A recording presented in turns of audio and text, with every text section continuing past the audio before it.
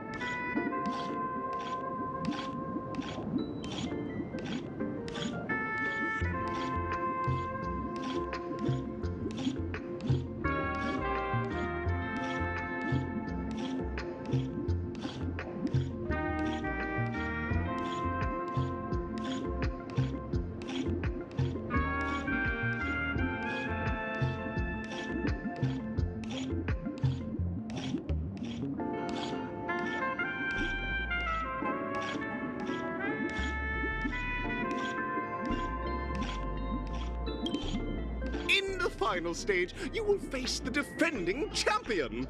If you fail, you will lose the opportunity to become the festive superstar. Welcome to the 33rd Scorched Sand Festival's third stage in the 20th season, sponsored by Soul Glad Enterprises, Superstar Showdown.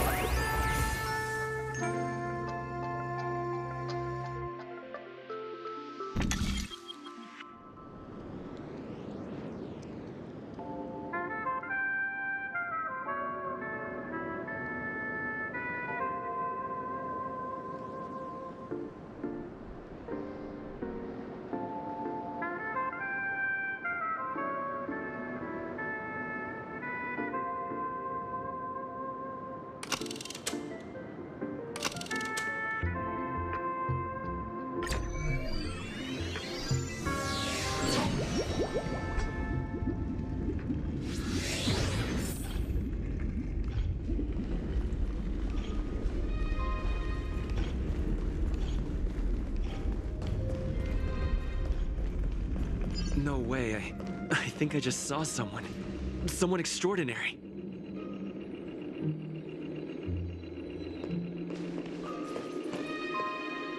Please wait! Handsome gentleman, beautiful miss. By the glorious light of beauty! I never thought I would see you again. In such turbulent times, your kind faces are as spring's gentle breeze, bringing solace to my scorched heart.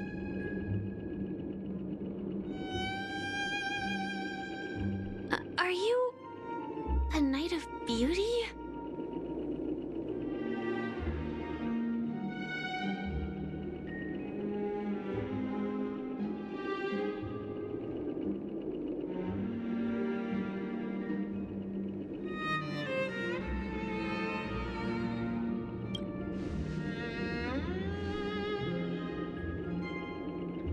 Upon hearing of the impending festivities, I commanded the one and only to bring me to Penacony with full haste.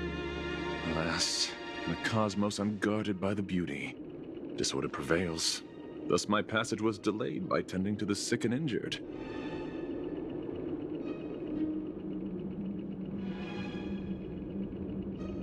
Unfortunately, the mini rabbit mech pilot, stray cat duelist, galactic ninja, and quad drive Intellitron, along with 32 other souls in distress, all emerged from their predicaments safe and sound. I then led them all here to revel in the harmony with the countless other splendid beings.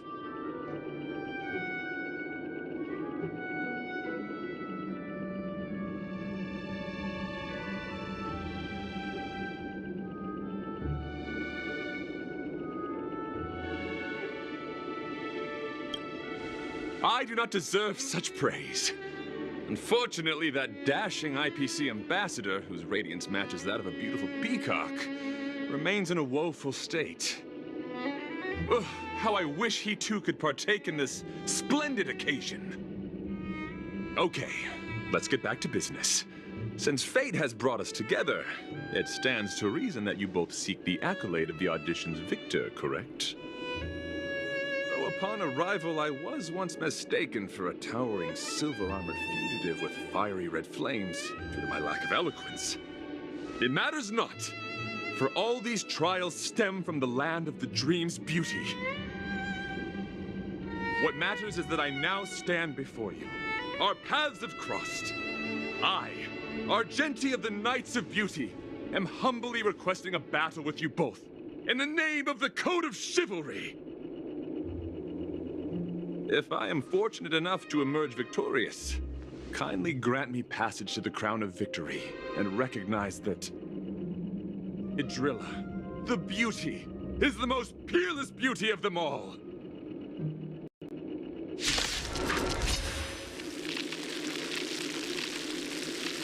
Dear friends, please ready yourselves for this trial set forth by the beauty.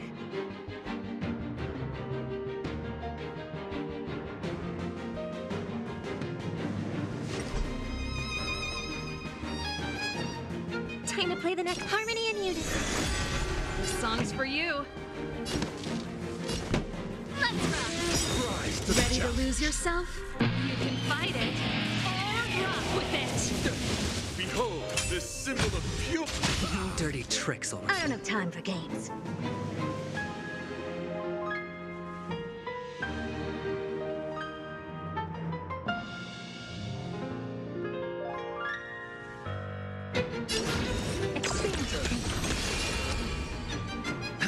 The flesh wound.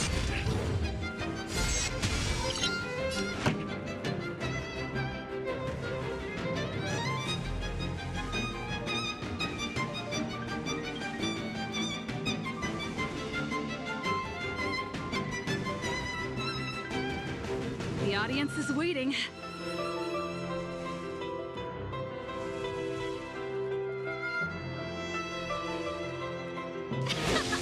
Rise to the challenge.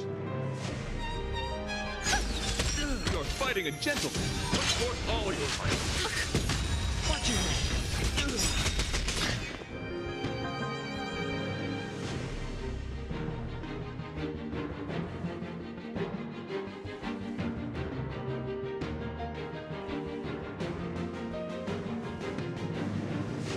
If I wait any longer, the universe might just implode.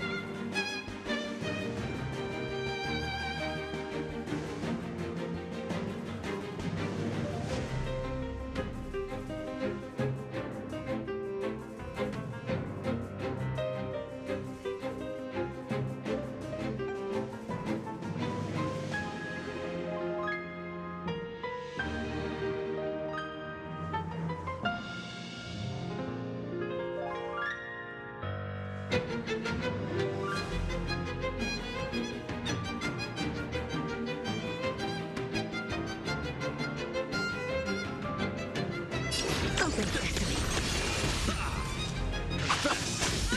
Pretty good crowd today.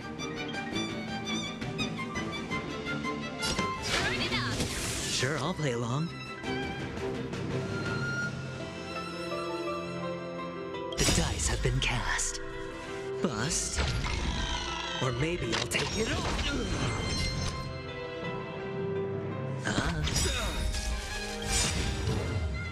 Curiosity. Endless freedom. Nothing but a void. Expand thinking.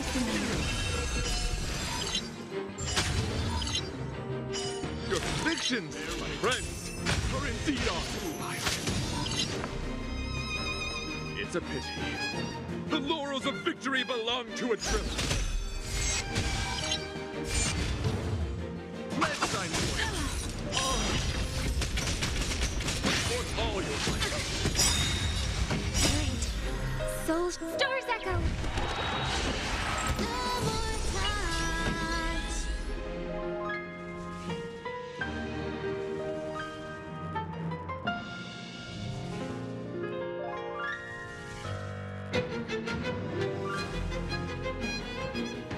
The audience is waiting.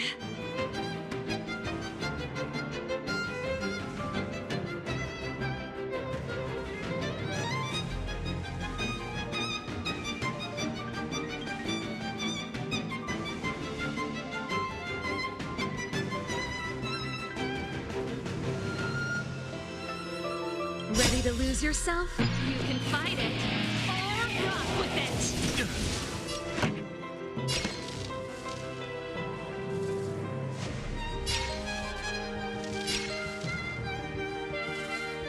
Keep up. Never seen perfection before? Open sesame.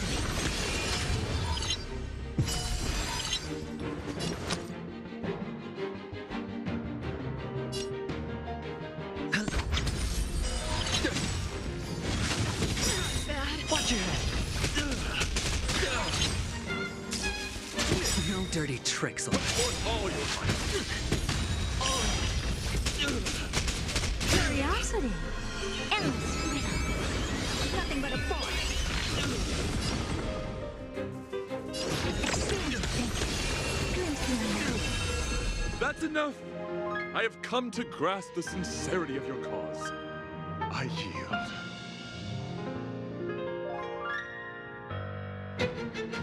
Beautiful! Truly a captivating contest. It is through you that I realized to uphold the honor of a driller, I must further hone my skills. What a beautiful lesson indeed!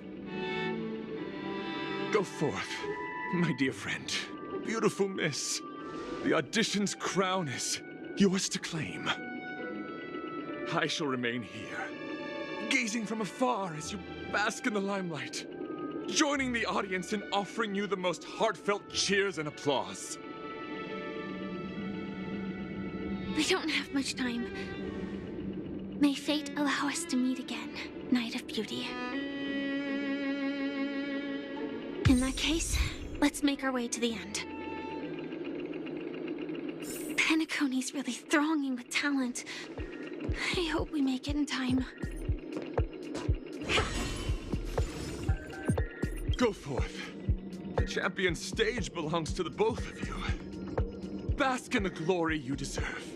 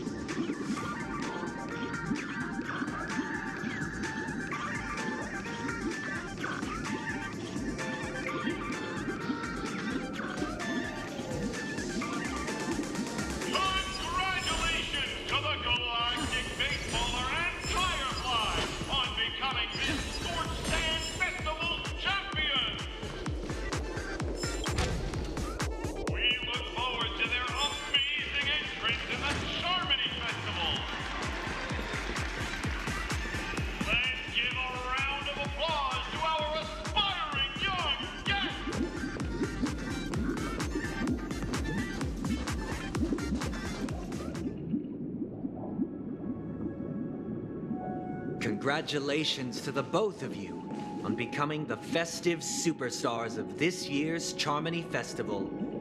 Before entering the Grand Theater, I, on behalf of the organizers, extend my sincere congratulations to you, wishing you joy under their radiance.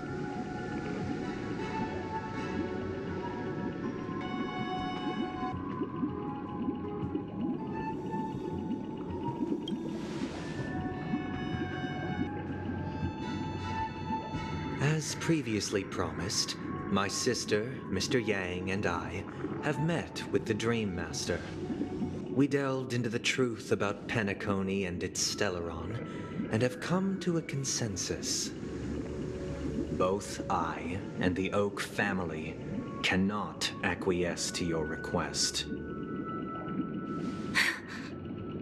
Just as expected. We acknowledge the perspective of you, Nameless. Penacony does require change, but not as you propose. The planet of festivities cannot and will not revert to a place characterized by chaos, disorder, or anarchy. Through your journey of overcoming obstacles, you must have glimpsed the essence of that era.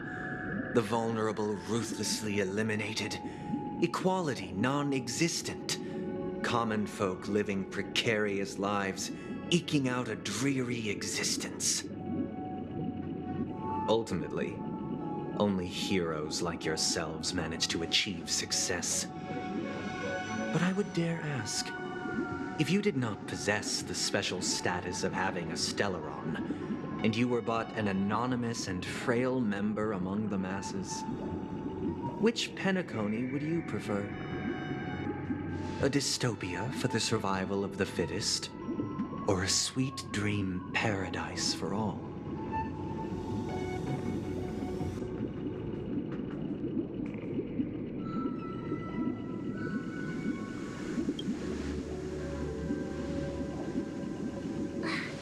That's not the point!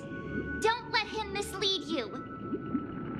Mr. Sunday, even if the members of the Oak family can't fully agree on what to do about the Stellaron, now's not exactly the time to be holding an extensive discourse about Penacony's past and future, is it?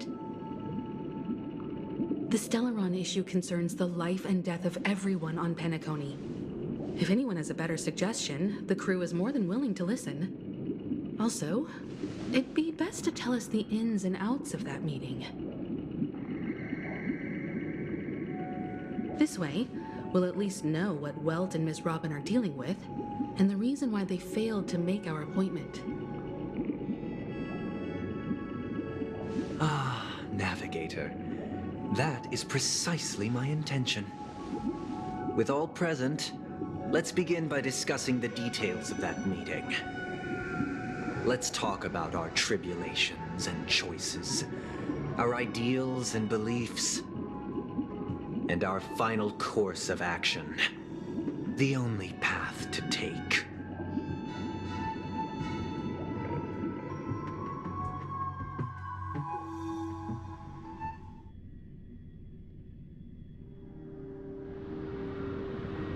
You mean to say that for the longest time, there have been scoundrels who would use this Charmony Festival that I have bequeathed to the masses as a tool to realize their ambition?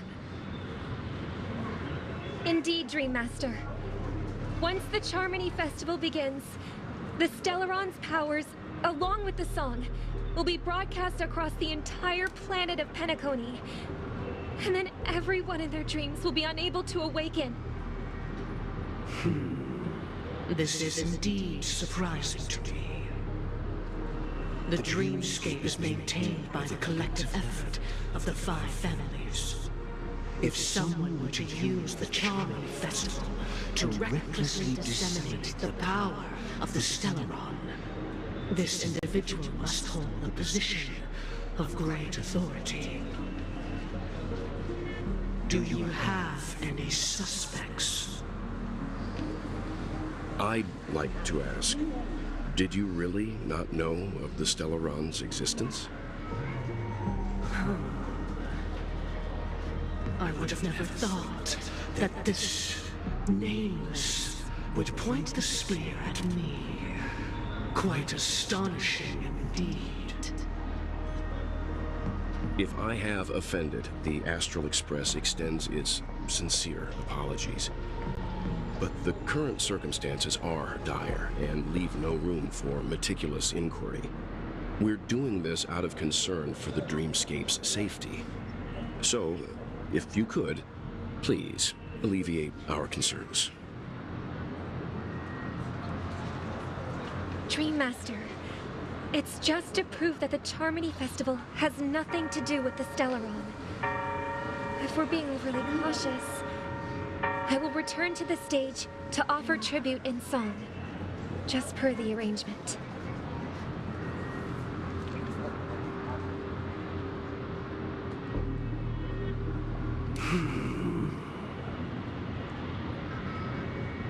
Sunday, Robin.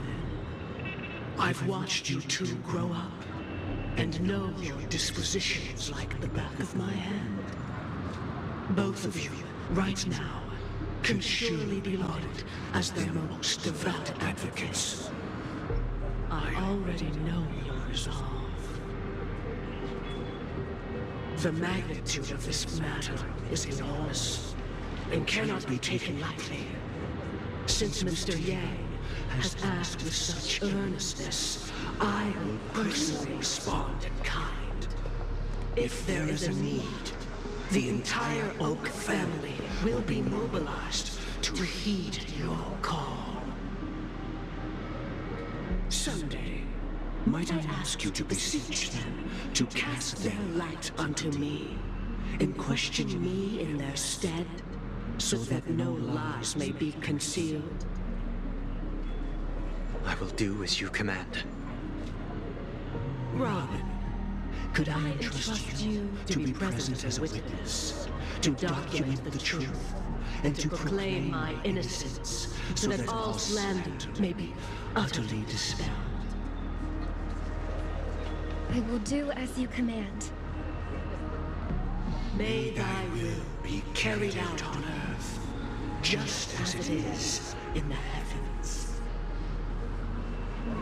Oh, triple-faced soul, please sear his tongue and palms with a hot iron, so that he will not be able to fabricate lies and make false vows.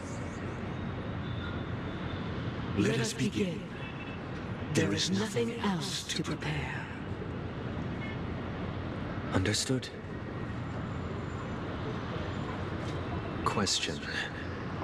Have you devoted your life to your god, never worshipping other gods? Naturally. Do you love your god as you do yourself, always heeding their admonishments? Naturally. Have you strayed from the path expected by your god, betraying their name? Never. Have you ever been inordinate with your asks of your god, coveting more than the foundation of the creation itself? Never. Then, a final question. Do you swear to fulfill all vows, past, present, and future? With the Eon as my witness, if I do not deliver on my words, or if I renege on my vows, may I be cursed in accordance with divine law. They have seen your faith, and have endorsed your faith. With this, it can be evidenced... Just a moment. What is it, Mr. Yang? I have another question I hope to have answered.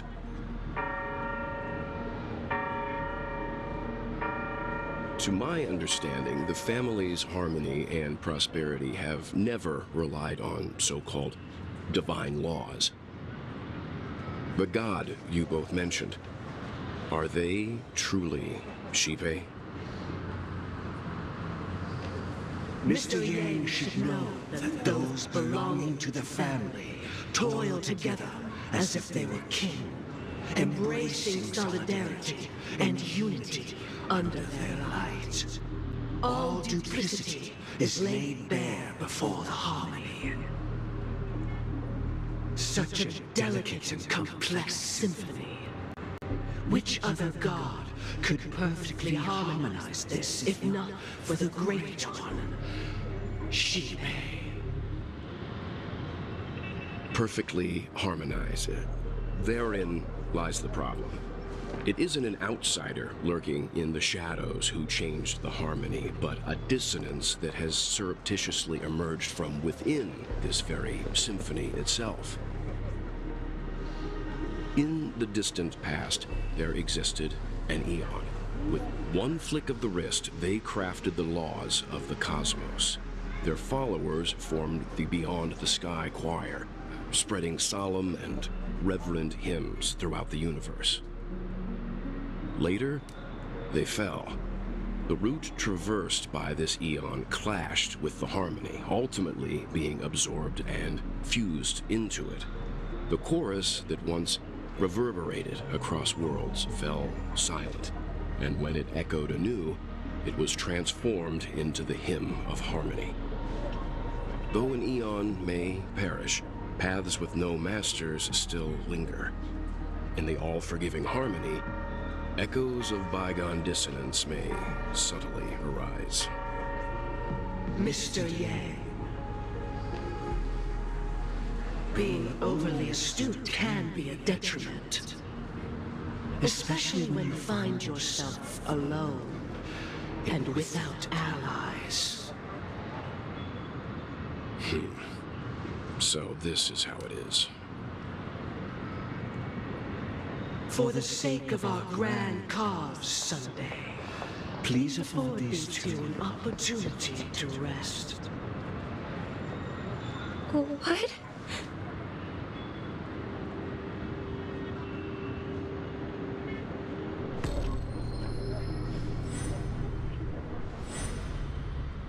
Sorry, Robin. It's just you. I did not wish for you to know this. It's a pity that things have turned out this way. So, this is the true reason I can't sing? The shadow that envelops Penacony is actually... We were never children of the harmony. Our ideal paradise could not have been crafted by Xipe. True bliss can only be guaranteed by the one who transcends the many.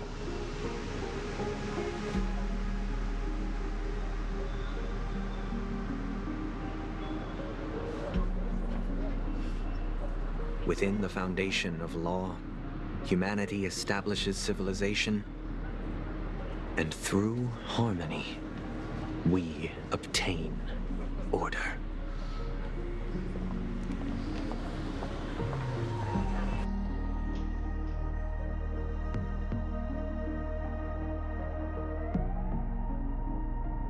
Unbelievable. To think that there would be remnants of the Order on Penacony. What have you done with Mr. Yang and Miss Robin? Don't worry. I just gave them some time alone to ponder their fates. You should know that these actions make you an enemy of the Astral Express. Should we need to stand against the Nameless, it would only be myself and the Oak family involved.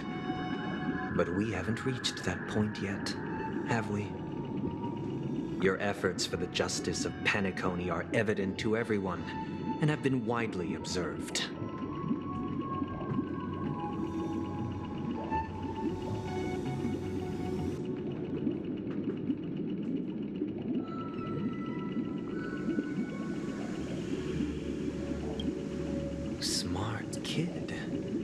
You're just as sharp as the other one. If it is the Order that drove you to imprison Welt and Robin, and you're using them to coerce our compliance, then there'll be no point in entertaining any type of discussion.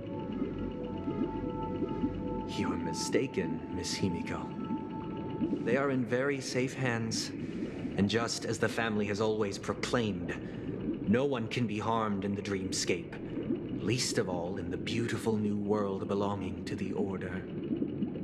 Penacony and the entire universe have witnessed far too much innocent bloodshed. The strong wield their blades against the weak, and the victors push the vanquished to the brink of life. Natural selection. The world abides by this principle, establishing the well-being of humanity atop the corpses of the downtrodden. Only we, or rather, I, possess the power to put an end to this farce. So you've decided to resurrect a dead Eon? No one's ever done such a thing. If Miss Himiko is interested, let's draw back the veil and speak candidly. I've always firmly believed that people can understand one another through peaceful means. I'm willing to divulge the unembellished truth as to the intentions of the Order's Pathstriders, so that you will make better judgment for the Astral Express, for Penacony, and for this stretch of the universe. Words can hardly do justice to the beauty of that ideal. So, come with me, everyone. Let us retrace our steps and see once again where this road leads. Huh? Where'd he go? Welcome. This isn't any location in Penacony's dreamscape. It's my inner world. The reason the scenery before you remains unchanged is because your consciousness has drawn on similar concepts to fill in the gaps.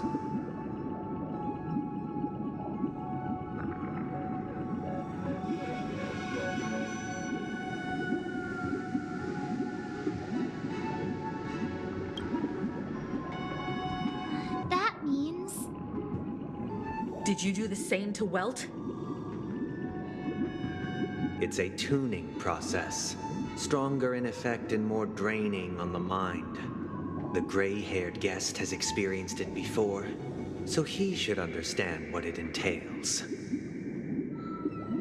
Tuning allows you to intuitively grasp my feelings, which also means that I cannot hide anything from you. Now, everyone, please look at the huge screen. The road we once took begins here. From this point on, you will witness the numerous decisions I've faced. I've selected a portion of these to share with you. I believe after going through similar predicaments, you'll be able to better understand my thoughts.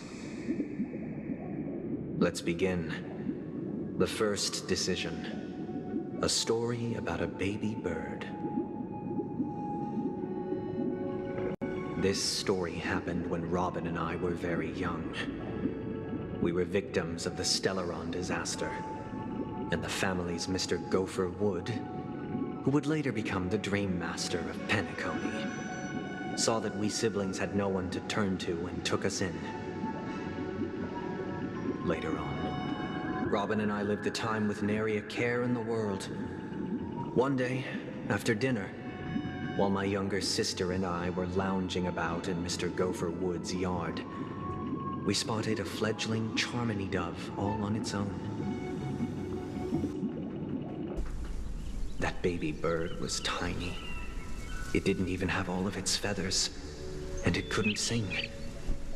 When we found it, it was already on its last breath, having fallen into a shrub, probably abandoned by its parents. We decided to build a nest for it right there and then. However, thinking back, that winter was unusually cold, with fierce winds at night in the yard, Not to mention the many poisonous bugs and wild beasts in the vicinity. It was clear that if we left the fledgling in the yard, it stood no chance of surviving until spring. So, I suggested we take it inside, place it on the shelf by the window, and asked the adults to fashion a cage for it. We decided that when it regained its strength enough to spread its wings, we would release it back into the wild. The tragic part, something that we'd never considered, was that this bird's fate had already been determined long before this moment. Its destiny was determined by our momentary whim. Now, I pass the power of choice to you all. Faced with this situation, what choice would you make? Stick to the original plan and build a nest with soft net where the Charmony dove fell. Or build a cage for it and feed it, giving it the utmost care from within the warmth of a home. I eagerly await your answer.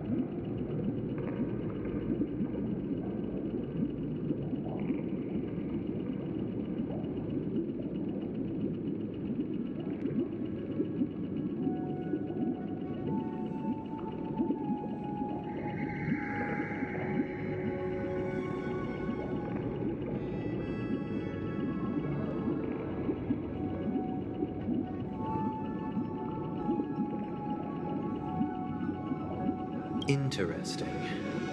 Since you've made up your mind, allow me to reveal what fate this choice will bring to the fledgling. From what I've observed, there are at least 3 predators in that yard that prey on small birds. The Vosicle scorpion, Asdana wolverine, and the Huntington winged snake. Even if they shy away from humans, these animals are still near apex predators in a fenced location like a yard. In such a location, only one fate awaits that little Charmony dove. A painful death. As for the choice you made, I am deeply sorry. Now, let us advance to the second decision. This time, it's the story of a dream chaser. This story happened when I was appointed as Bronze Melodia, a position exclusive to the Oak family, charged with listening to the problems and vexations of dreamscape residents and providing them with the relevant guidance. It was during that period that I had the opportunity to hear voices from all corners of the dreamscape. Joy, sorrow, arrogance, regret. The complex tapestry of human nature that formed the world. And I was fortunate to catch a glimpse of it. He was a dream chaser and an illegal stowaway. Just like the rest of them, he came to Penacony in search of a better life. Except that, to most people, the price he paid, I suppose you could say it was everything. He told me I sold everything I could at home. The house, the land, even his 2 children. He said he could not afford to raise them, and that at least they could eat if they lived as slaves. He had a plan in place. He would buy back his children once he had made his fortune, and enjoy Penacony's beautiful dream with them. Alas, his plan to smuggle himself was somewhat clumsy, and he was sniffed out by those pig-headed hounds. After hearing the Dream Chaser's story, I immediately appealed to the Bloodhound family to cease their pursuit. That way, at least he could live peacefully. But I was still too naive to the ways of the world. I did not anticipate that what I thought was a kind gesture would later lead to dire consequences. I'll tell you the outcome soon. For now, I'd like you all to make a choice. Will you do as I did, and try to convince the Bloodhound family to stop their pursuit, so that the Dream Chaser may live peacefully and realize his wishes? Or will you remain silent, leaving him to languish while the hounds are hot on his heels, until his inevitable judgment arrives? I look forward to everyone's decisions. Who knows?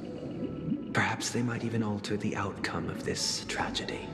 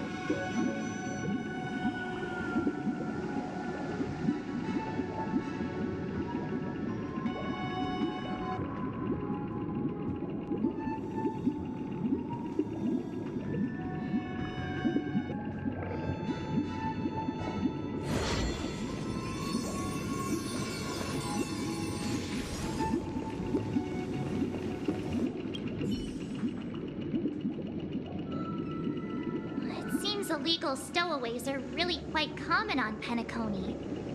But that guy in the story, I don't think he deserves any sympathy at all. He sold his kids to chase a dream. Even if he intended to go back for them, it's still insanely irresponsible. With that thought, there's only one choice. Let the Bloodhound send him back home. This person deserves to be punished.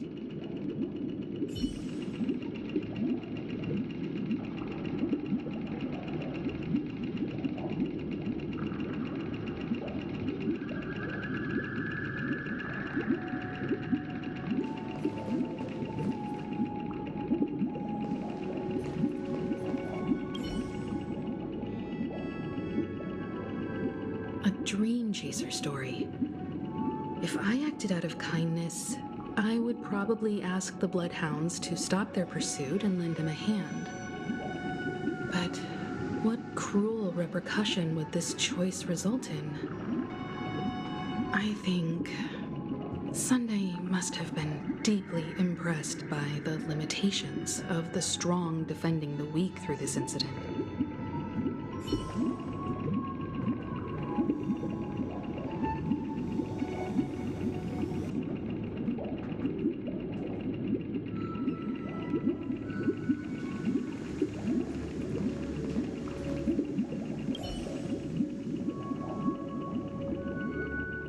This question... Surely it has some connection to the baby bird story. And this connection is precisely the breakthrough Sunday aims to use to persuade us. I'd probably choose to ask the Bloodhounds to cease their pursuit.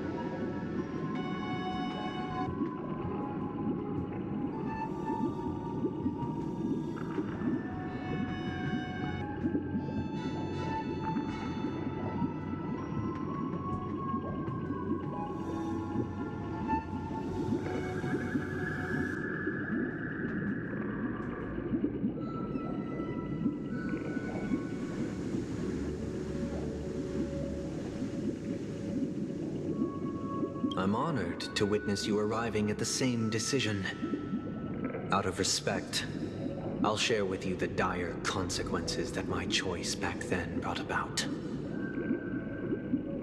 First, the outcome. He attained major success. After avoiding capture, he ran a business for a few years, very quickly making a name for himself, elevating his status. He might not have become a tycoon like old Audie, but he was considered a character of excellent repute. Now then, did he realize the wish he set out to achieve? No. The last time I saw him was in the real world, where the Hounds were going to permanently exile him, and I was the accompanying Bronze Melodia. The mission was simple. Listen to the criminal's repentance. He told me the reason he was in this predicament was because he conspired to usurp the head of the Alfalfa family. When I asked him about his 2 children, he instead responded with a question. What children? In the end, my heart aligned with the harmony, and the good deed I dared to undertake held no value, turning instead into a wrongdoing. It created a lamentable oppressor and countless oppressed individuals. As to your choice, I once again offer my heartfelt apologies. Next comes the third and final decision. And the story this time is my own. This story happened the day I was appointed the Oak family head. At that time, Mr. Gopherwood was the current Dream Master, and as per his wish, we had a private conversation. What surprised me was that the Dream Master had only come to deliver a letter to me. He let me read its contents, and it was a letter from my sister. The letter contained the usual pleasantries, anecdotes from her travels, nothing out of the ordinary.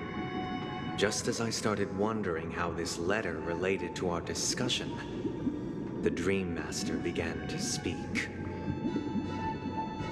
Do you know who wrote this letter? My sister, of course.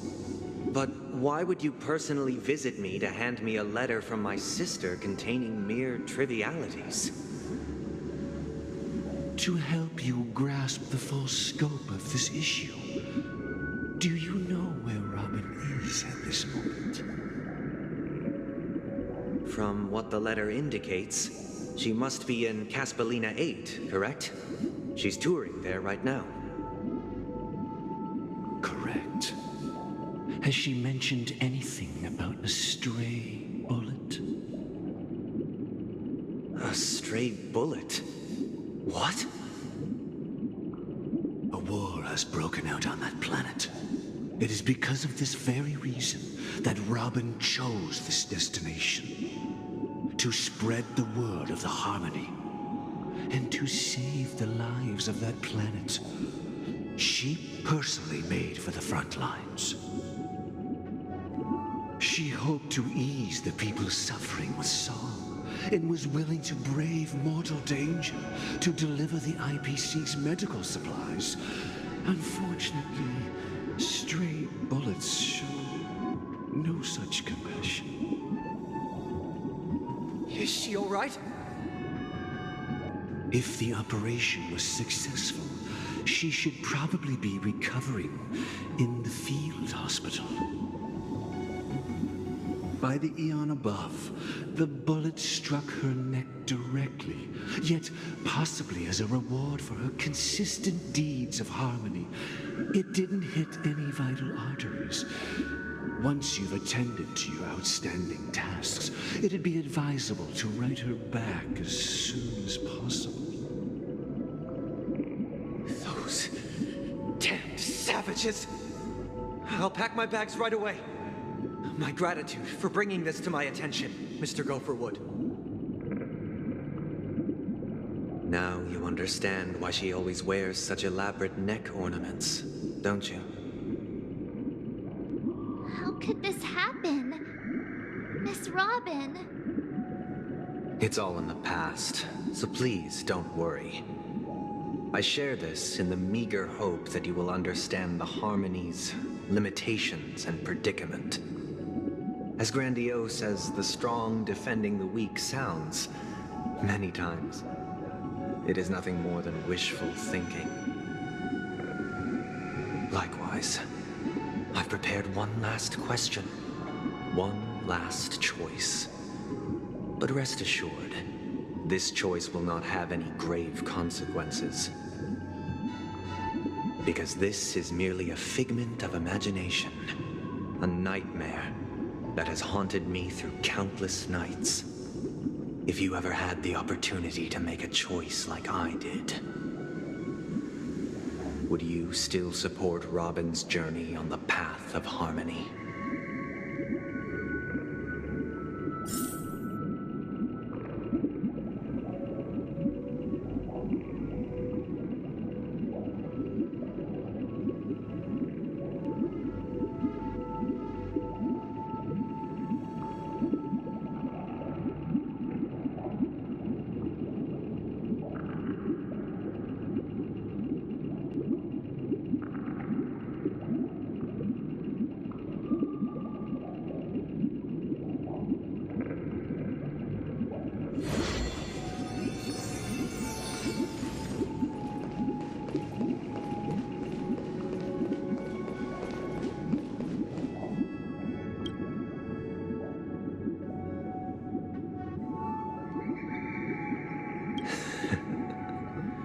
I see.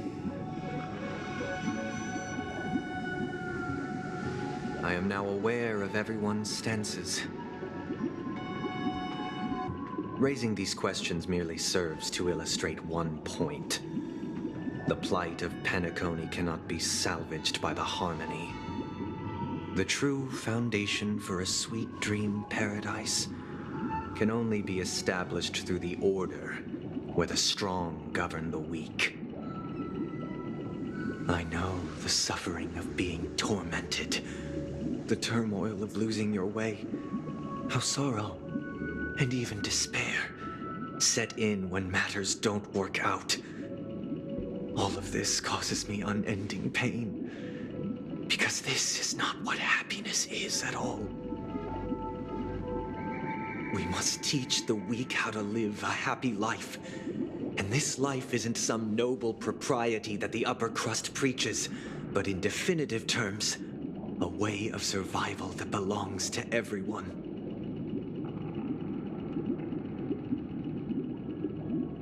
So what is your definition of living a happy life? Good question. Human consciousness is fundamentally an illusion, a cage known as self-worth. People lured in by this illusion make mistakes, yet still ask that external influences bear the burden. When one mistake after the next permeates the masses, they become impossible to trace. Thus, the amassing of these individual cages culminate to form a prison, a place dictated only by the rule of survival of the fittest. Nature is always accompanied by predation and sacrifice. Its antithesis is known as order. That is what I want to do. Unite people's happiness under the banner of order. They won't need to make bitter choices any longer, nor face the weaknesses of humanity. They can cast aside their primal instincts to build a haven for mankind.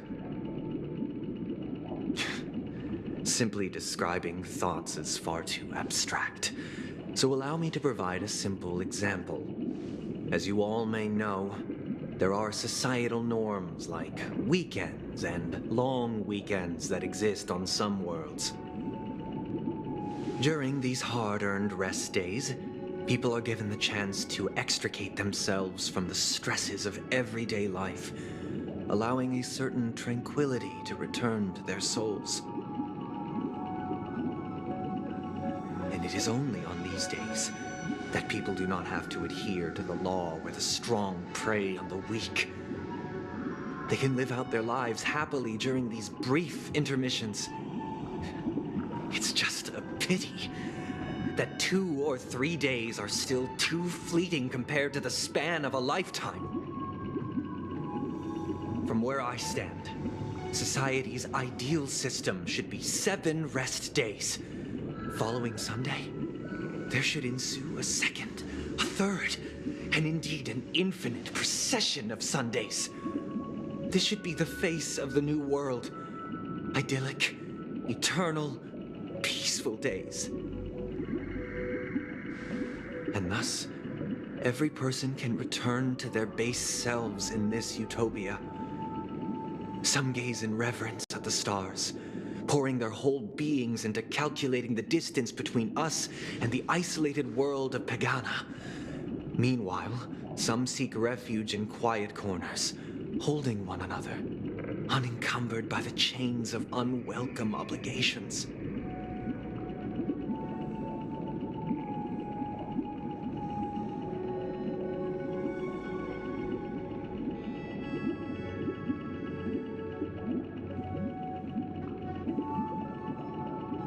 There would be no need to bear the hardships of reality. Only in this way can humanity face the inevitable end with the purest of spirit, living a life of dignity. This is what it is to live in bliss. Miss Firefly, you who are stricken with entropy loss syndrome, you of all would surely understand this.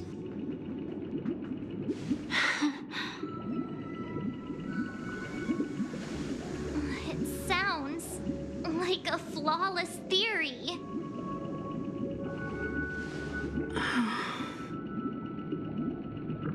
But what is the price to attain all this?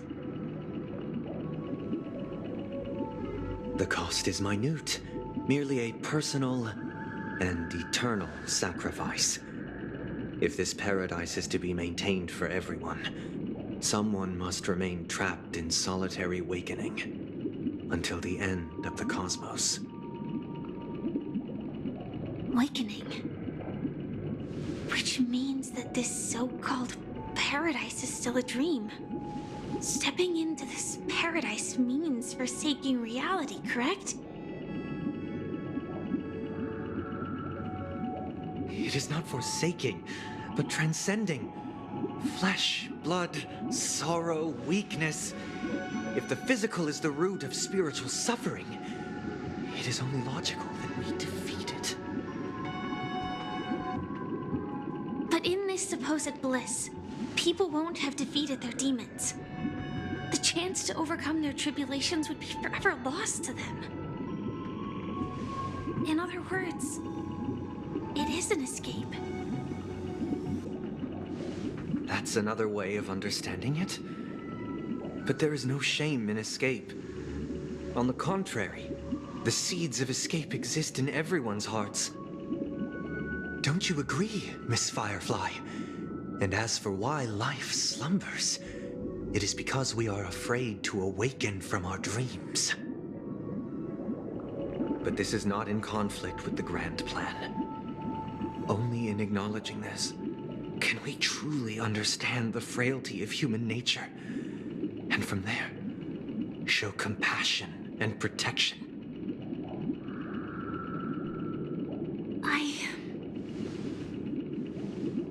I admit that you are a born leader. Your perspective on humanity brims with pessimism. Yet you express compassion for all, even when your heart pities them. But unlike you, I live for the self. From my perspective, individuals making choices for themselves is their birthright.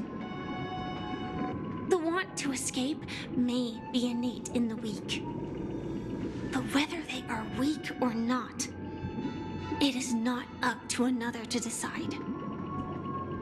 Perhaps in your mind, you also view me as weak?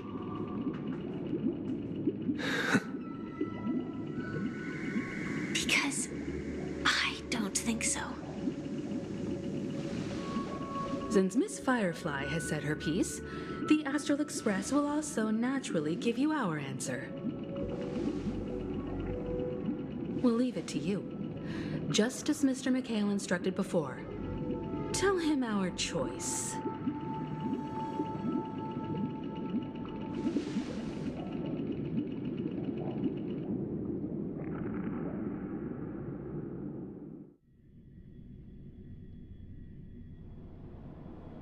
What is this place? Does this place ring any bells, Misha? I don't know, but I feel a sense of déjà vu. What is this place? It's the realm within a dream bubble. This was left to the Astral Express by a nameless, but weirdly, when we entered it, it was completely empty. Dr. Edward from the Dreamscape sales store told me that dreams are formed from memories, and a dream bubble can't take shape if its core is empty. So I thought you might be able to help us in unraveling this mystery, Misha. As a hotel doorman, you know Penacony best among us. I don't know much about dream bubbles, but if you want to figure out what this mansion is, I'll do my best. I'm counting on you then. Himiko, I still don't get it. Why were you so sure that Misha had a connection with this dream bubble? I wasn't sure. It was just a hunch.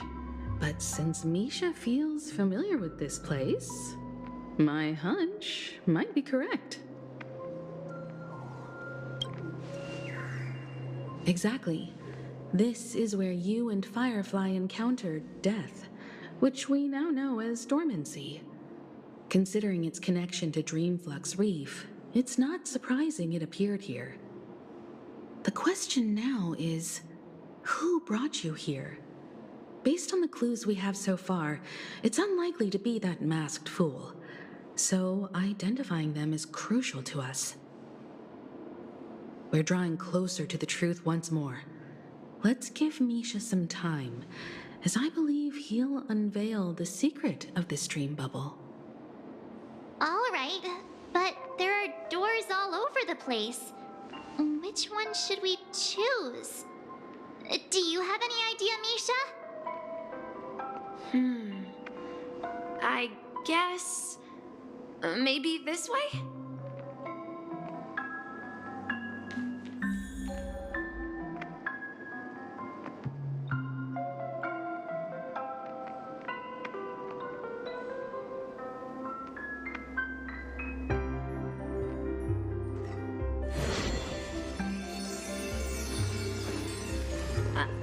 I'm not entirely sure, but let's give it a try.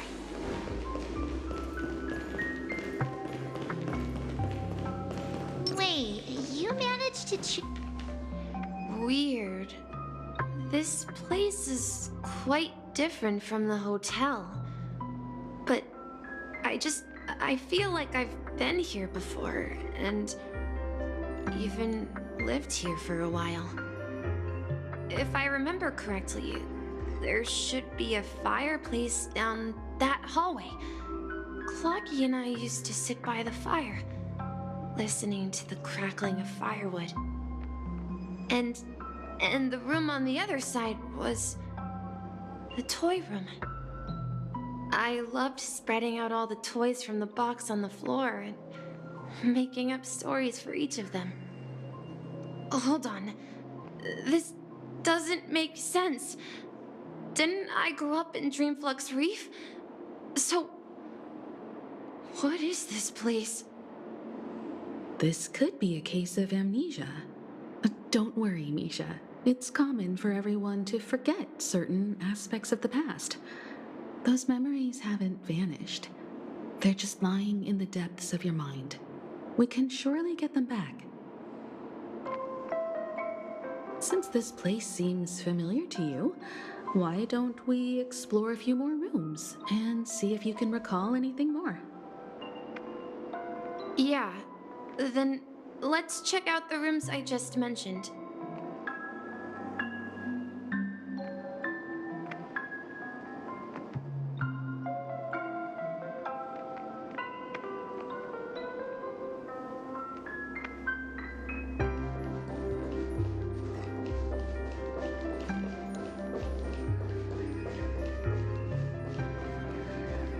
Mikhail, that's the name.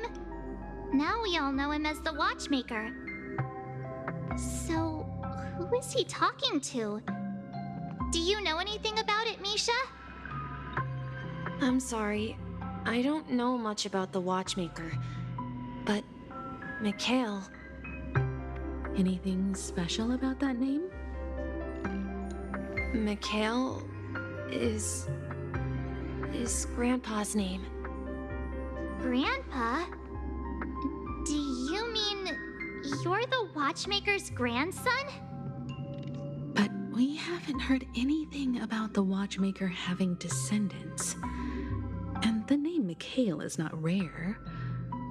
Perhaps it's merely a coincidence.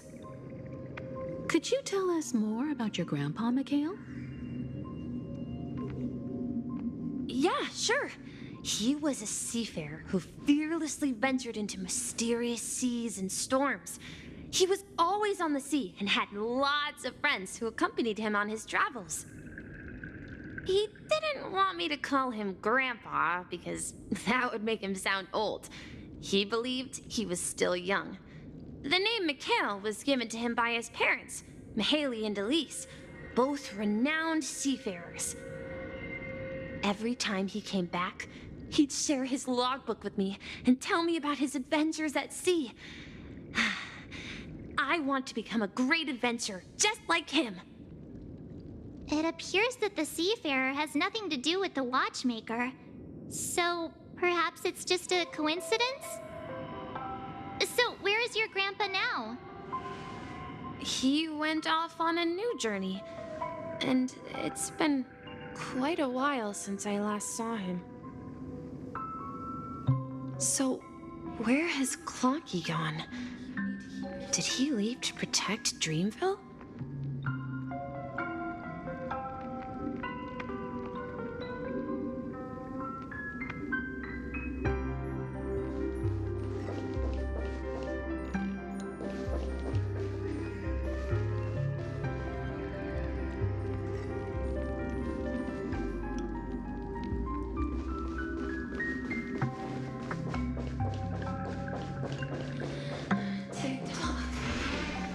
Tick-tock.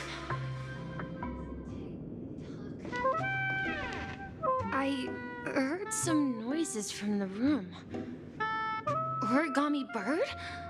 That's a friend of mine. You and Origami Bird are friends? Yeah. It's a member of the Compass crew, just like Clocky and Miss Mirror. And there's more than just one Origami Bird. They are a big family with lots of brothers and sisters who look the same.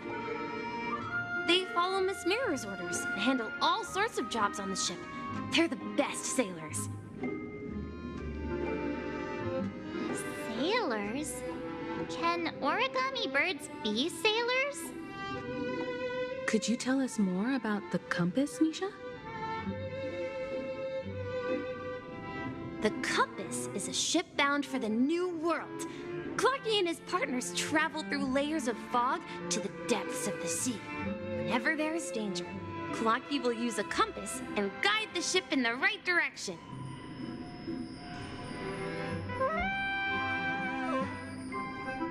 That's a great story. But in the Penacony cartoon, Clocky and his partners have always lived in Dreamville and never ventured out, right? Huh? Oh, that does seem to be the case. Weird.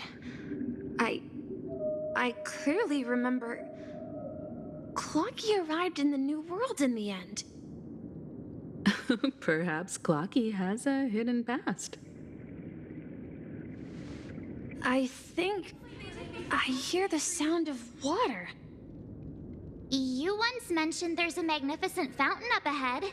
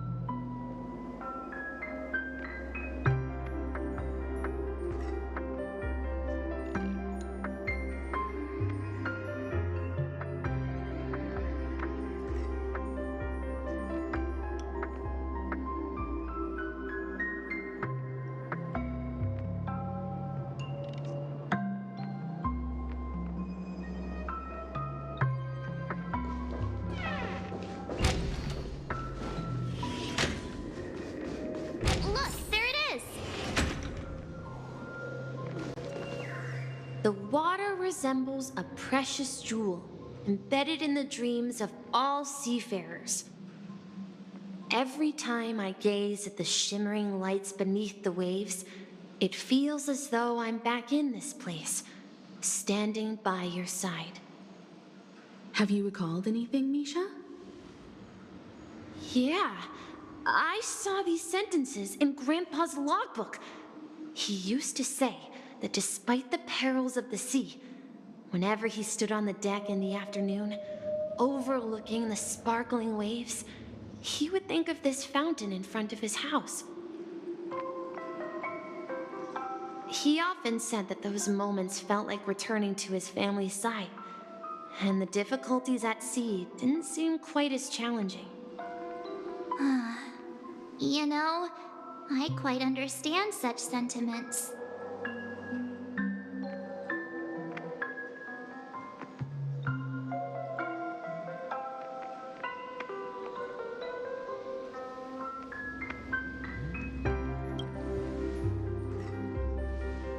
Hey, don't tease! I was just being a bit sentimental. Perhaps every adventurer far from home carries a fountain within their soul.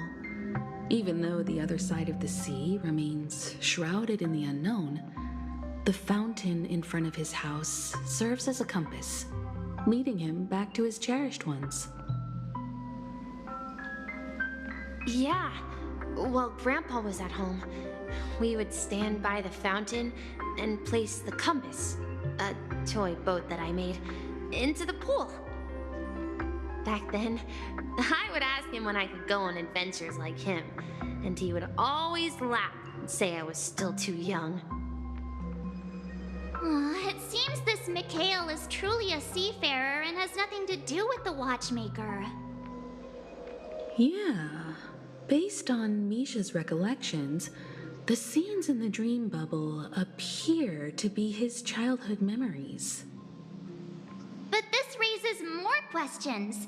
According to Misha, he was clearly born on an oceanic planet and led an ordinary life, with no connection to Penacony at all. Could this be some sort of metaphor? Perhaps the sea refers to the memory zone. I'm sorry. I don't know, but my memories keep pouring out uncontrollably, like water flowing from a fountain. Perhaps I'll remember more things if we go further.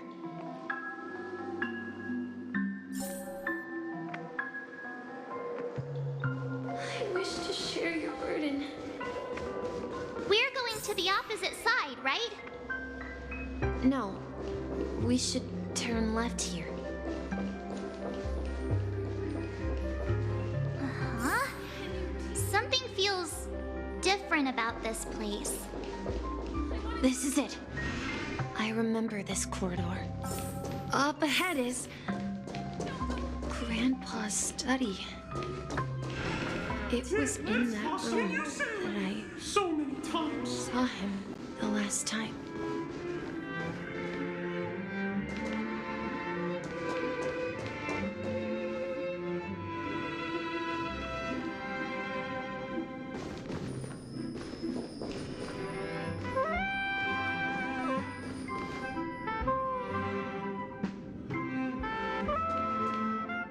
The atmosphere in this room feels totally different.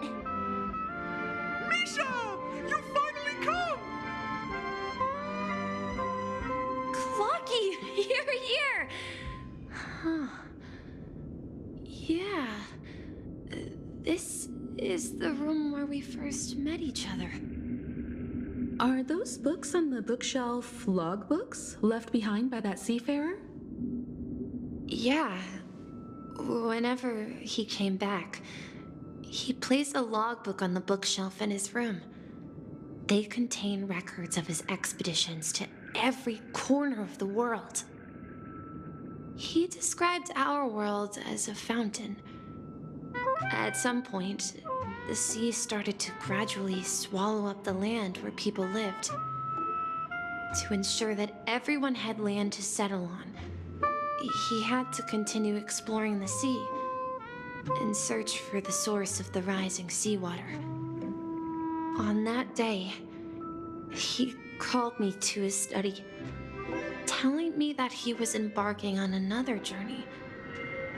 However, I could sense the gravity in his expression.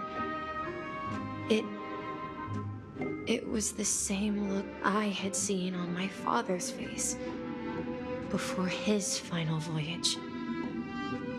I asked him if I could go with him, but he said that my adventure lay elsewhere and told me to stay home and patiently await a certain sound at the door.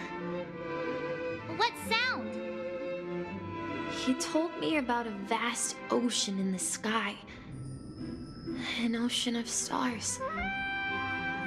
He spoke of a train that transports children with a desire to venture far away, traversing the sea of stars without ever stopping.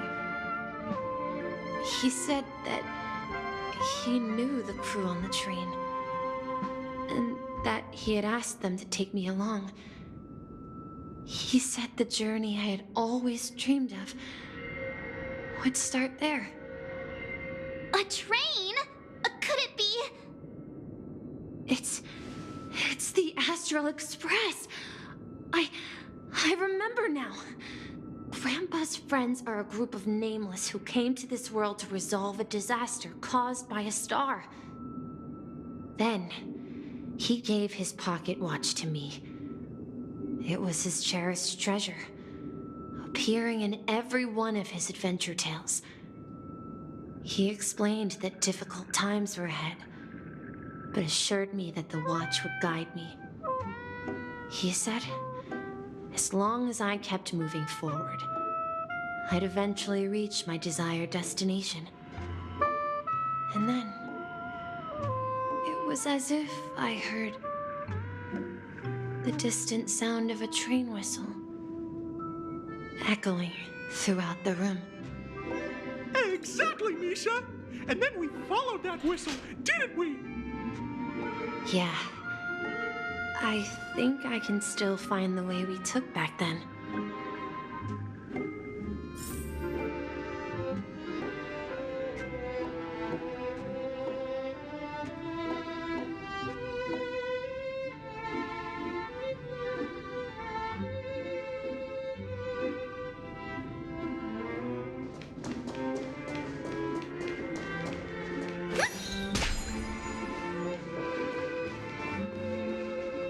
This is the dream jigsaw, right? So we're supposed to find the exit. But where can we find the last piece? Do you remember?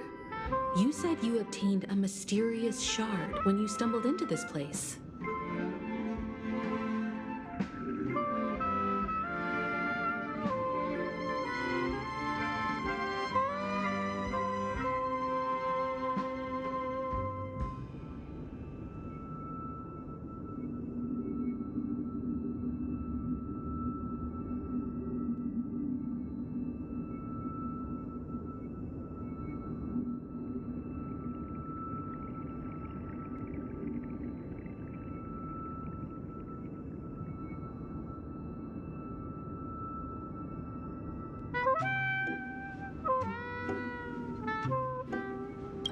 Hey, the shape seems to match. So this shard is also connected to Misha? Looks like we're just one step from revealing the truth. Let's get to the other side and investigate.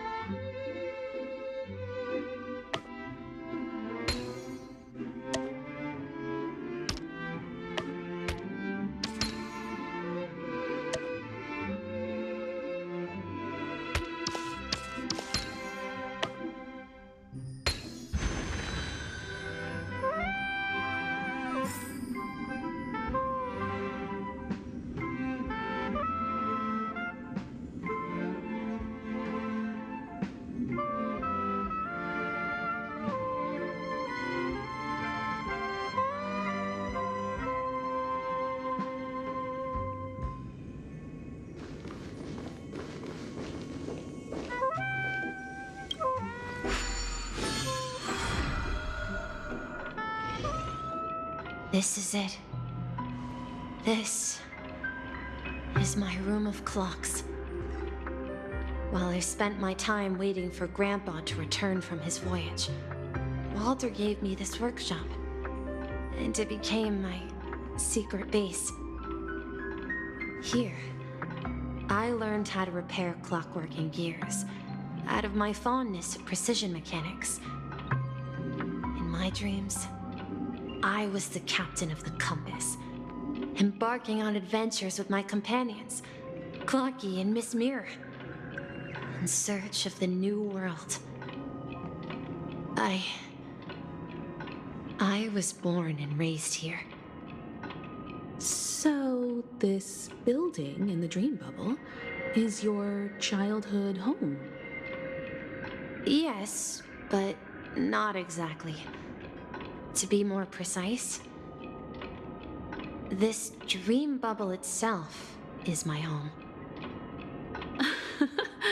Looks like you've remembered everything now. Wait. Why does it feel like everyone else knows something I don't?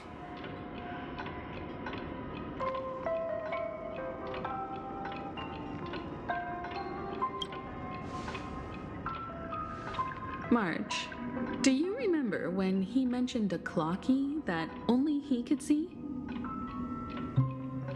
Yeah, the little guy here, right? But we all saw him in Dreamflux Reef, right? And Mr. Yang even greeted him. Looks like everyone on the Astral Express has a childlike spirit. The answer lies in the Astral Express. His experience shows that neither Firefly nor Acheron can see this clocky. And when we were in Dreamflux Reef, you may have noticed that for some reason, nobody outside of the crew had ever talked with Clocky.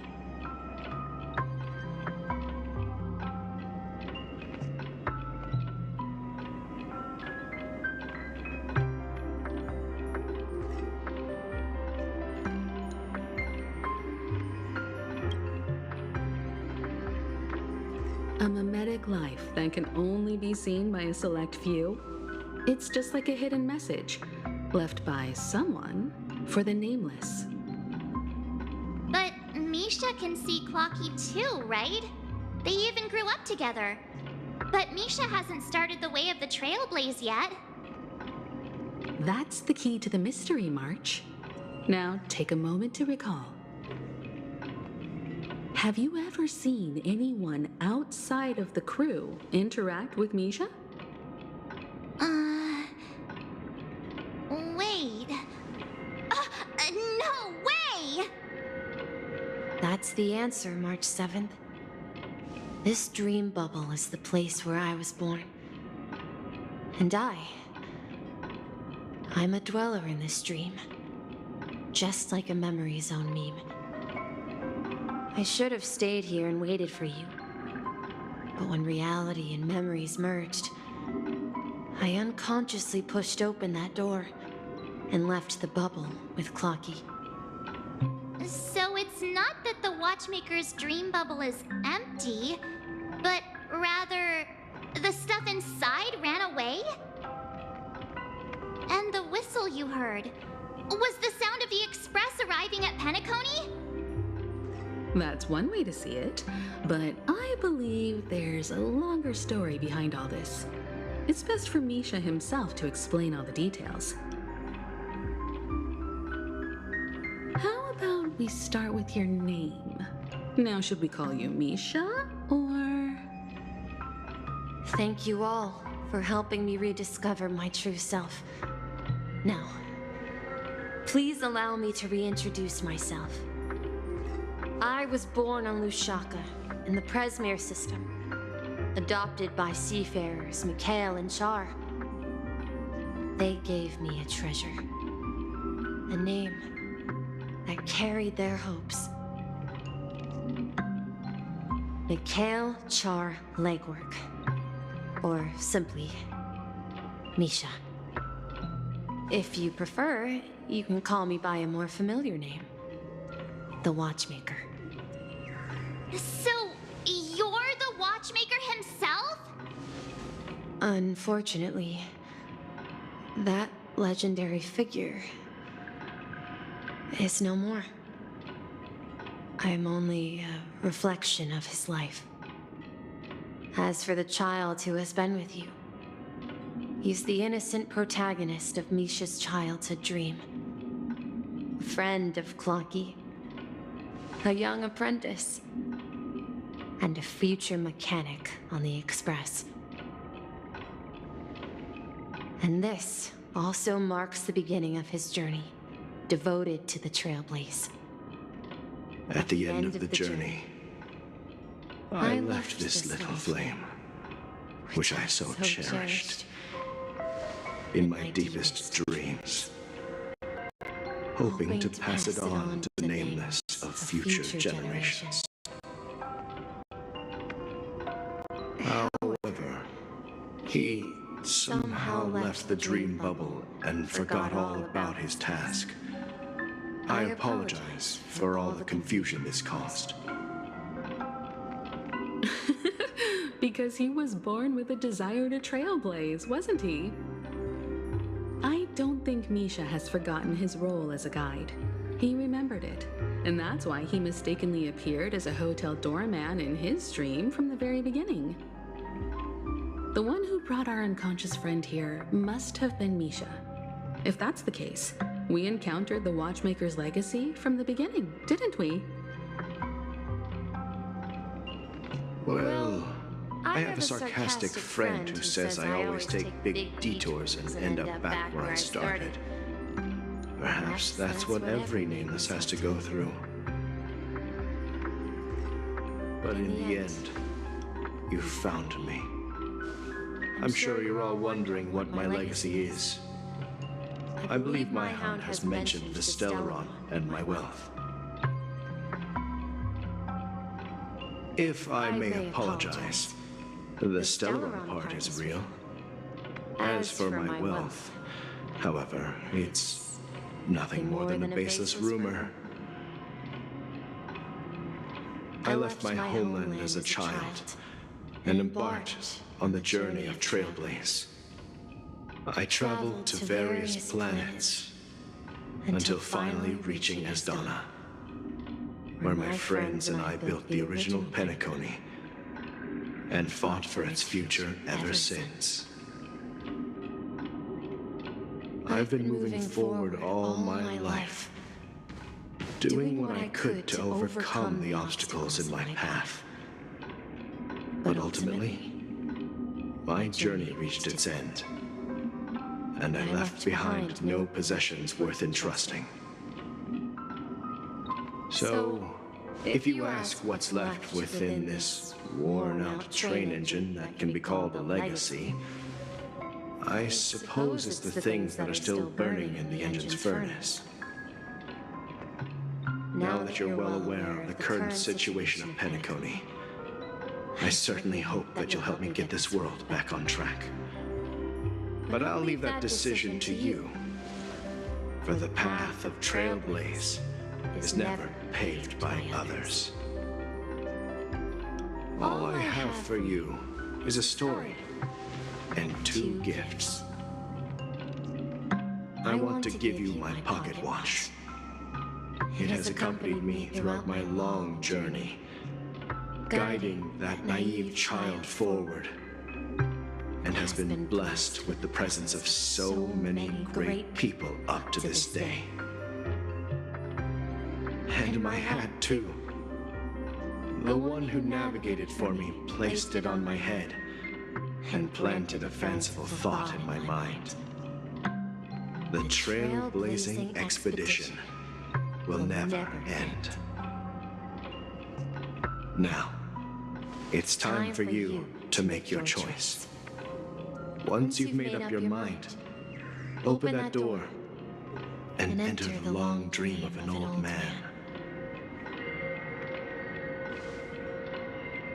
I'll be waiting for you at the end of this corridor of time.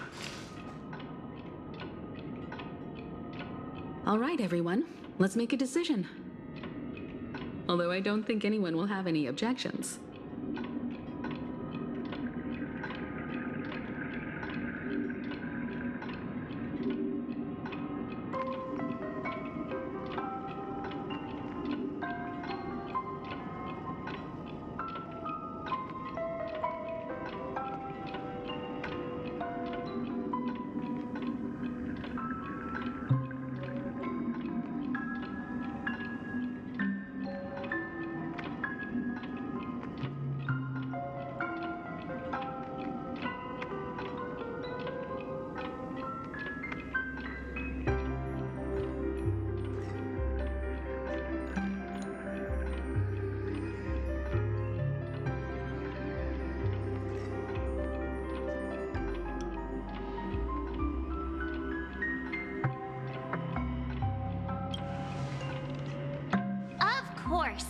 We've come this far.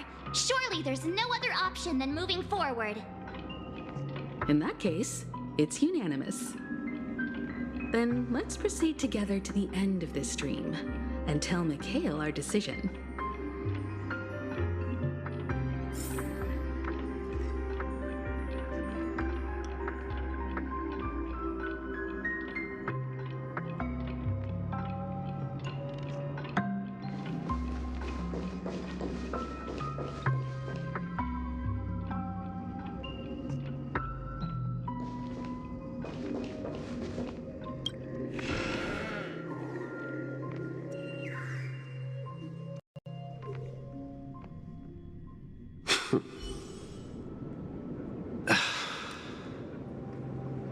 Mikhail, where are you going?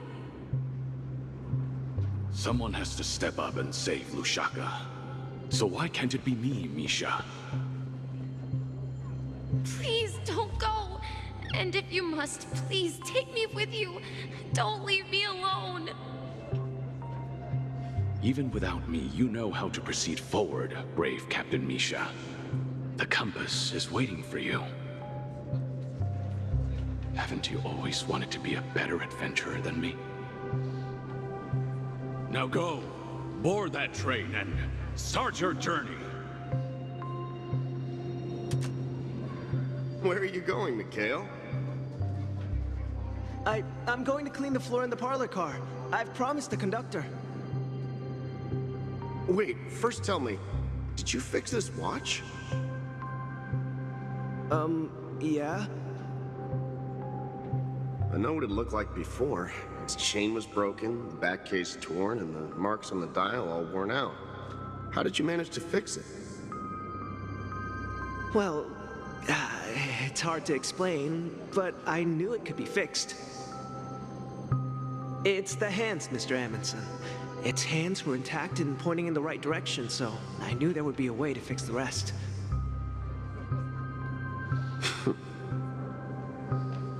I see. You'll work with me from now on. Haven't you always wanted to tinker with this train? You're its mechanic now. As for the conductor, I'll do the talking. But I only know how to fix watches. Don't worry. You've got what it takes. I'll teach you what you need to know. Where are you going, legwork? It's time to head to our next stop.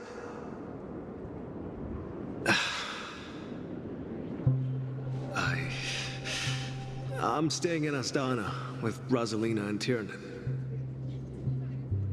I see. This place reminds you of home.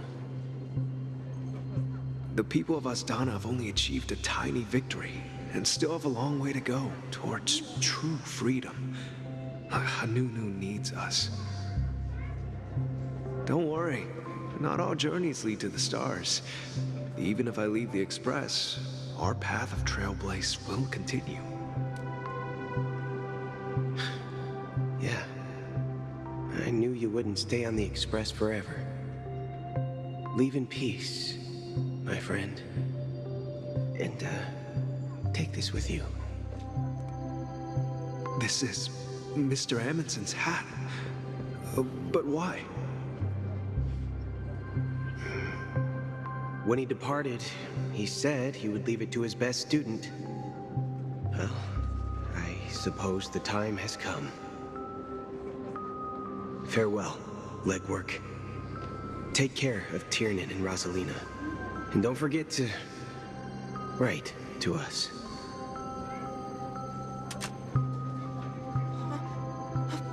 Where are you going, Watchmaker?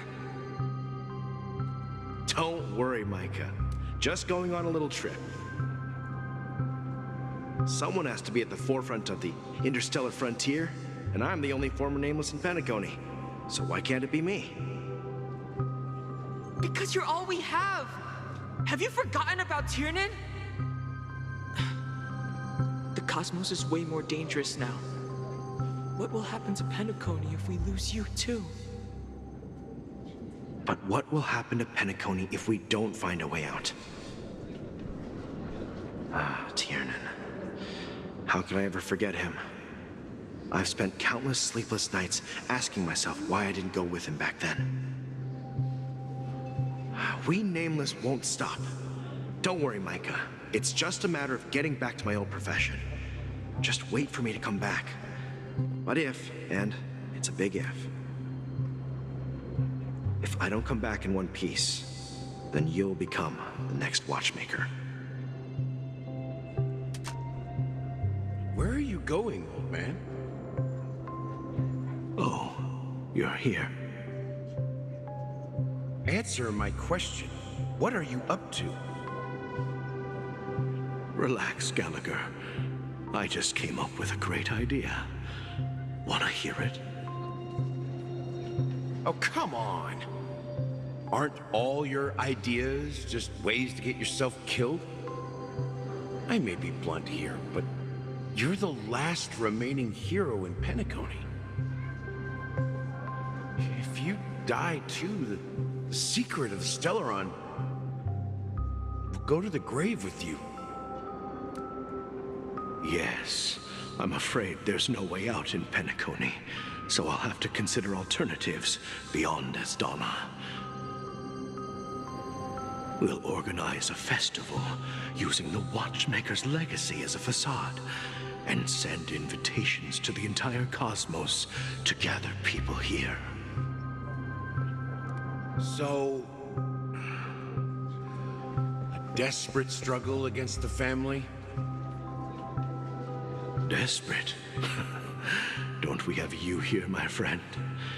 This task is challenging, but what hasn't been challenging for us along the way? Well, whatever you do, remember,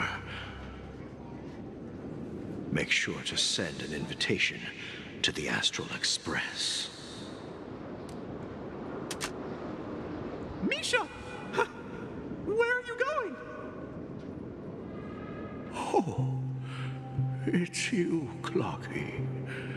Take me to Dreamflux Reef. Last night, I had a long dream about the day we met. I want to write down that dream. Write it down? Why? Oh, so I won't forget it. Do you remember how you got your name, Clocky? Of course! You told me that when you were a kid, you lived in a room full of clocks. Those wall clocks and pocket watches grew up with you and were your best friends. Yes, but what I didn't mention was there's a funny misunderstanding behind it. I was a kid, and there was always a special pocket watch in my memories. It was with my grandpa, guiding him on his sea voyages and leading the way in his every adventure story. I wanted to have a pocket watch like that too. And that's when you appeared in my dreams. Yeah. Every night, we boarded the compass and set sail together.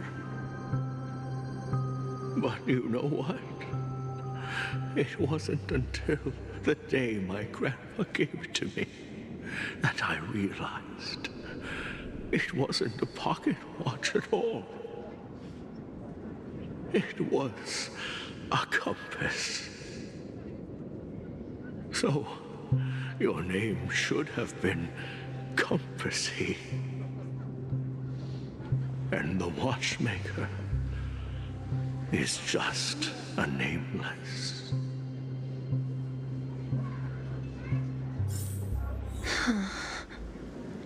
We've arrived at Dreamflux Reef. So, where to next? You know, Clocky, I don't think I'll be going anywhere else. Wait a sec!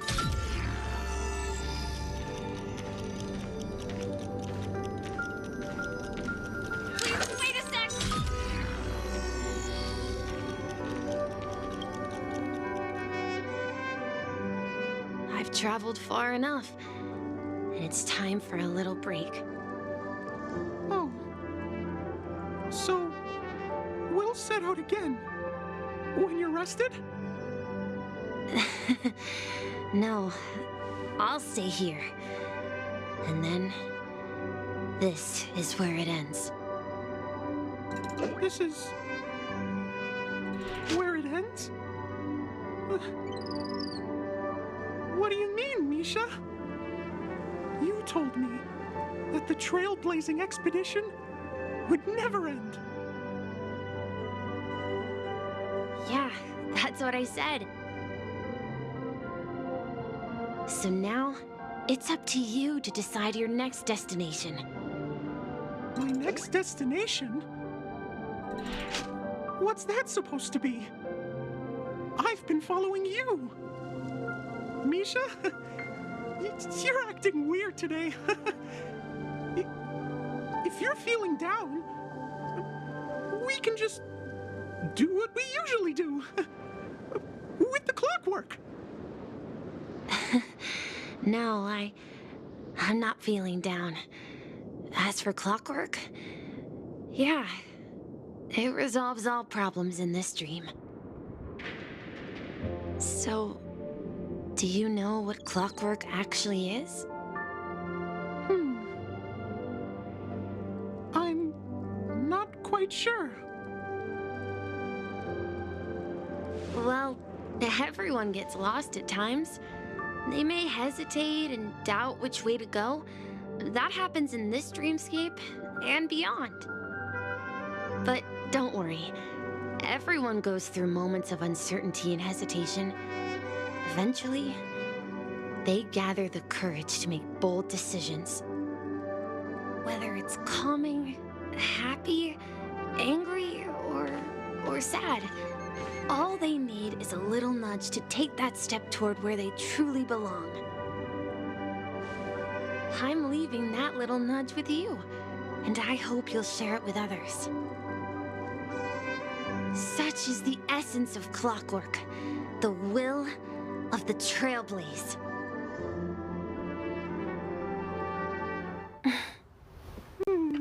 Clocky's hands spin around non-stop, indicating confusion, frustration, and weakness.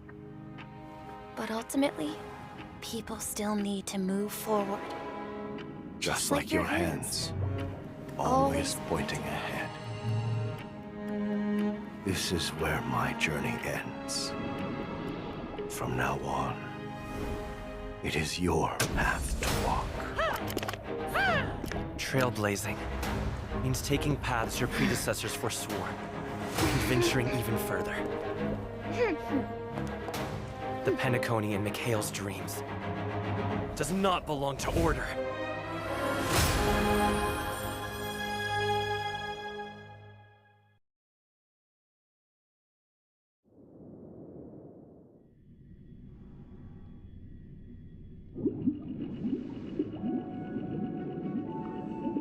I can't believe that Eon would cast a glance at Penacony at a time like this. Is it because of the resonance from the legacy of the Trailblaze? Or perhaps the bond between you is so strong that it even impresses an Eon? Well, there might be another possibility. Perhaps they want to witness, on behalf of the fallen Eons, who will hold the future of Penacony. If that's the case, on behalf of the Dream Master of Penacony and the 107,336 members of the Oak family, I'm extending a formal invitation to all of you. I'm cordially inviting you all to the Penacony Grand Theater to participate in the upcoming Charmony Festival. And, of course, you won't be in the audience, but on center stage. Since the future of the Stellaron, Penacony, and even the entire cosmos is at stake, let's draw a conclusion there, in all fairness. If you truly believe in Akavili's path, then show me their courage and determination.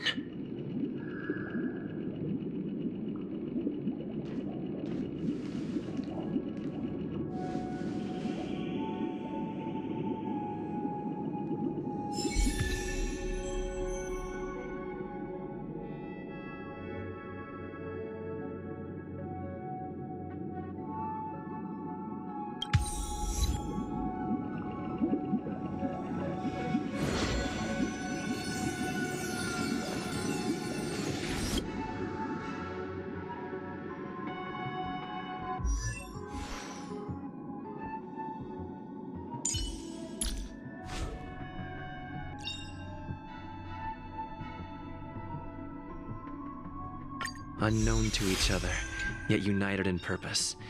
We make the same choices.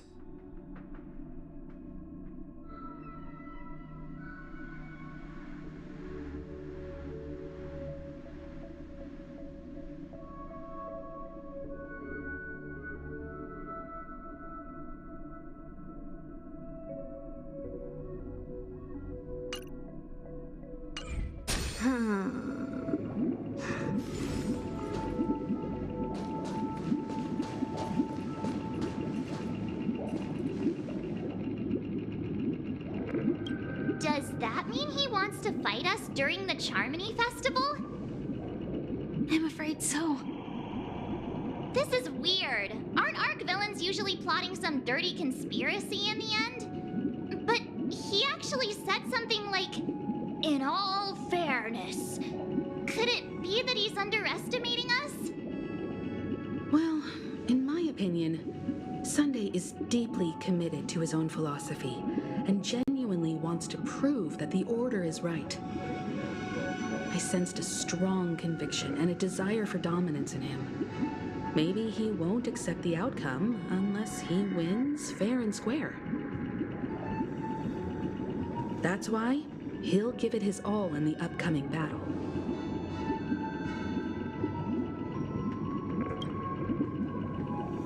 Yeah, you're right. We've even dealt with a Lord Ravager of the Destruction, so a follower of the Order won't be a big deal. Anyway, we can't leave the Stellaron unchecked. This is about trailblazing a bright future for Penacony and fulfilling Mikhail's and his predecessors' long-cherished wishes. Now that we've taken up the mantle, we can't afford to fail them. However, the same applies to the Order. Their plan didn't materialize overnight, and they have the profound collective consciousness of the planet of festivities behind them. A desire to dream, to slumber and escape reality. All those hidden emotions have given birth to the sweet dream of the Order. They've harnessed the will of an entire planet to create an eon. This confrontation is far more complicated than a simple power struggle. To secure Penacony's future, fighting on the stage alone is not enough. What do you mean? Are you not coming with us? I believe Firefly is trying to say that she's heading off to another battle.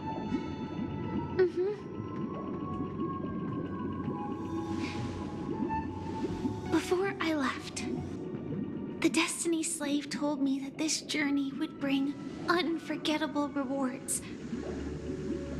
Even though the script he gave me only had a few lines, I couldn't ignore them. Because one of the lines said, "I'll experience death 3 times in the land of the dreams." 3 times? This can't be serious, right? The first time was a painful death when I was stabbed by the Blade of Dormancy, which led to all subsequent events. The script will always come true, but in a way that will only be revealed when that page is turned. So now I've understood the meaning of my second death. And I am prepared to face it. If all goes well, my efforts will provide crucial support for you. Only by achieving victory in this battle can we secure a future for Penacony. And only then, my third and final death won't come true in the most terrible form. The most terrible form? Does that mean... The true death, where everyone in Penacony loses themselves completely in the eternal sweet dream of the Order. We must do everything we can to prevent that. Have you made up your mind, Firefly? Yes. Otherwise, I wouldn't be here. Thank you again for your assistance for the Astral Express. May we meet again, in reality. Yeah. Farewell, everyone. May your trailblazing expedition never end.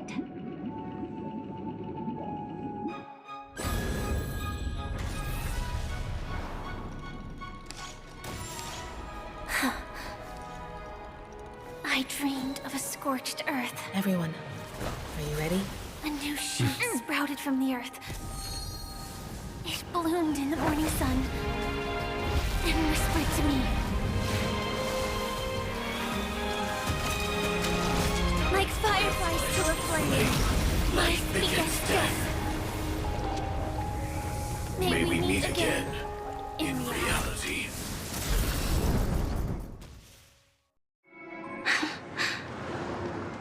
After today, Japella's name will disappear from cosmic history, and the Everflame Mansion will take its place. In the not-too-distant future, you'll receive an invitation. That's your next stop. Land of the dreams. Penacony. I hope you find whatever you seek there, be it answers or salvation. You mean my 3 deaths? Silverwolf told me about it. It's such a shame that it's not part of my script. Well, I want to live. I'm never afraid of death. The opposite of death is eternal life, and that's something I'll never desire. People die, and I am no exception.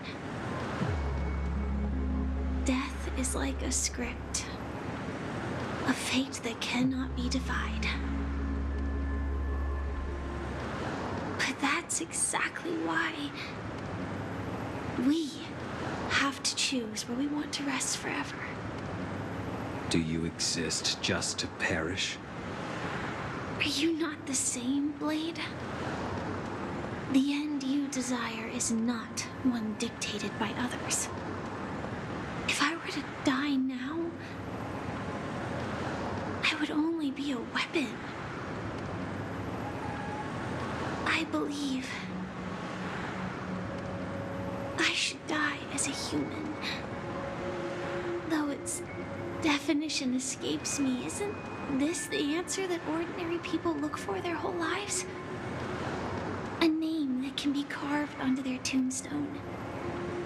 The tombstone that belongs to me once bore the inscription, Glamoth's Iron Cavalry. Then it changed to Stellaron Hunter. But one day, it will bear the name Firefly. And all the brilliance she showed at the end of her life.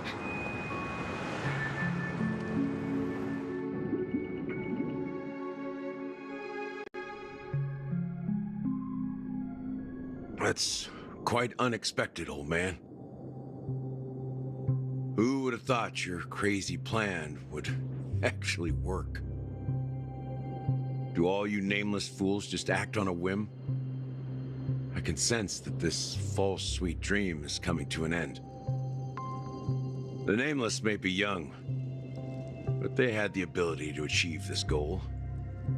Just like you did in your time. It's a shame you won't be able to see it firsthand. Maybe I won't either. Once something fictional is seen through, it ceases to exist. Yeah, not just those Nameless. Even Mr. Wings is just like you. Stubborn, won't listen or give up, no matter what. Well, fate is unpredictable, I guess. If we weren't bound by those cursed paths, Maybe we could have had some good talks. But in the end, we managed to do it.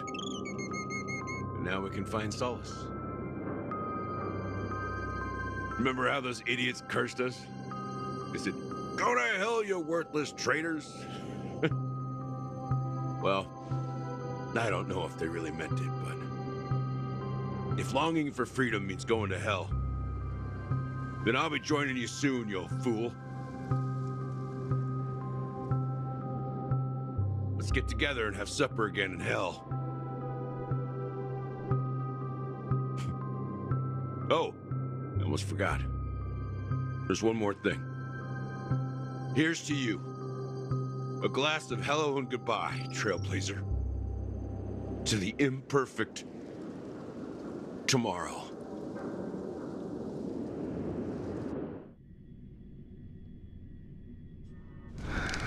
It's warm here, isn't it? You're lucky to have found shelter from the rain, let alone fresh berries in this desolate place. I was just following the scent of life. It's particularly strong in a place like this. It's a shame these berries don't have much flavor. Seriously? In case you didn't know, this fruit is pretty juicy. The only downside is that when you chew it, it becomes extremely spicy.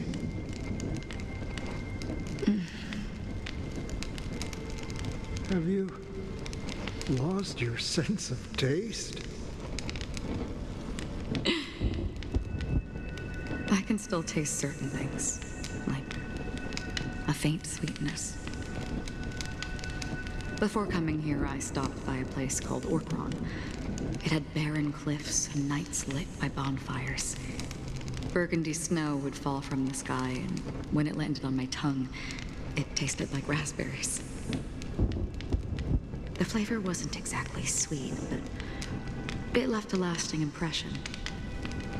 When I think back on my past, I realize that what's tying everything together isn't the big events, but rather these small yet unforgettable moments. Don't worry about it. Losing oneself is a reality that every self-annihilator must face. At least I haven't completely lost my senses and memories yet. Well, congratulations on adding another footnote to your journey. By the way, are you always alone? No, I had a companion in Orkron. She's a short, nameless girl who aspired to explore IX. She always said she'd walk a path deeper and farther than Akavilis. Quite an ambition for such a small girl.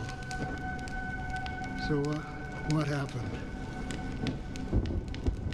She became stagnant water. Well, my condolences. Condolences. I don't need them. The girl left with a smile. She never regretted her choice and most definitely wanted me to say goodbye with a smile. So, that's what I did. That's proof that you're grieving for her. Or perhaps I'm just afraid. Afraid?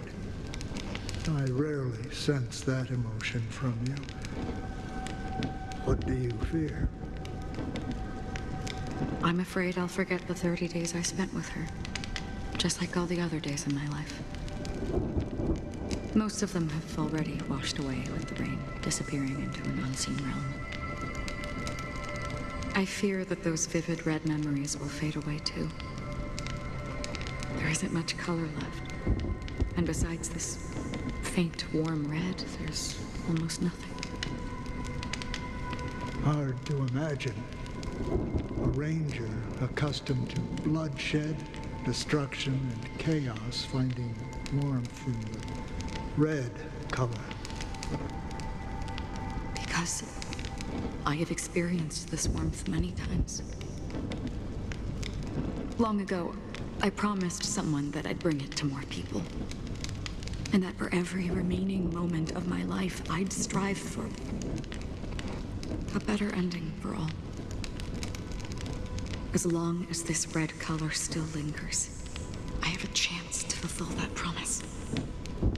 It represents a burning fire, a blooming flower, the berries in this cave, and life itself, fleeting yet still dazzling.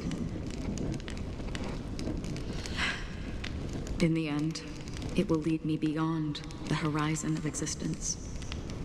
And on the other side, I will cut off nihility. The one blessed by the sleeping and shapeless is considering how to kill them. That's truly pure nihility. But you're right about one thing. After spending so much time near this stagnant water, only when I look at this vibrant red fire do I realize that I'm still alive. When will this rain ever stop? Perhaps when the sorrows of the departed have finally quieted down, the sky will clear up.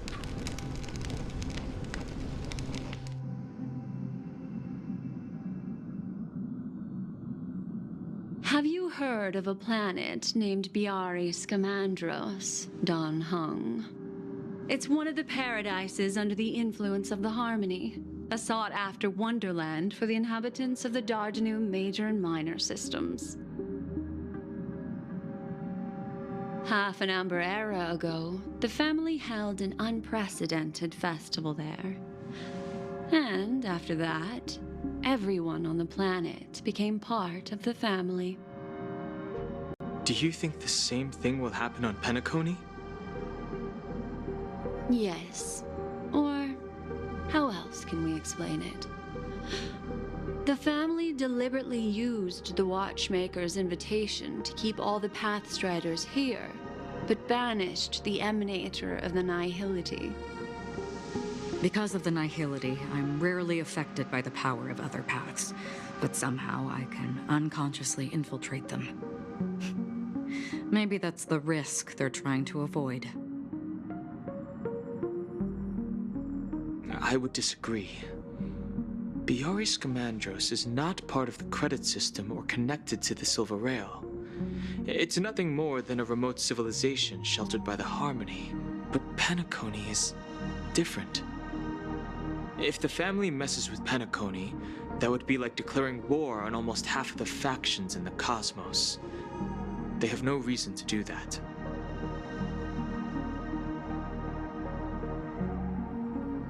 No, they don't. If they truly serve the Harmony, that is. What do you mean? The path in Penacony is impure. The Harmony here has impurities. Do you remember the ancient swarm disaster? Tazeront, the propagation, brought endless havoc to the universe, and it eventually evolved into a fierce battle among all eons. 2 paths lost their eons in that war, the propagation and the order. Coincidentally, their downfall is related to a certain eon. Shipe, the Harmony. Legend has it that they participated in the crusade against the Imperator Insectorum and devoured Anna the Order for unknown reasons. Holy forgaroni. So you're saying that the 2 leaderless paths are working behind the scenes? But I don't see any descendants of the propagation in Penacony. Could it be that the remnants of Beyond the Sky Choir are hiding within the family, trying to resurrect a fallen Eon? I can't say for sure, but they're definitely planning something for the Charmony Festival. Boo, now this is getting way too complicated. Is this why you want us to leave Astana right away? Are you giving up? The Charmony Festival will start soon. There's one thing that I need to confirm no matter what. A warp jump is the best way to do so. Time is running out. I have another plan.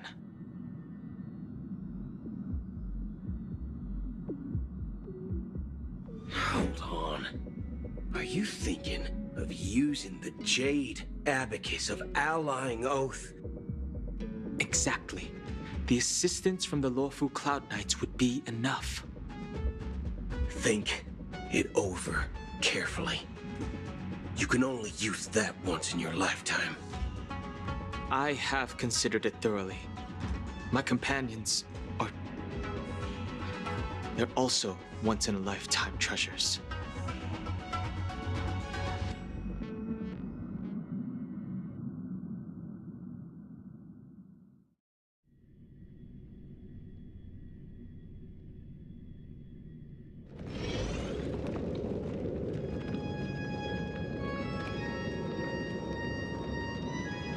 Are you the only one here, my child? The Nameless is quite the diplomat. Our secrets have spread like wildfire within the family.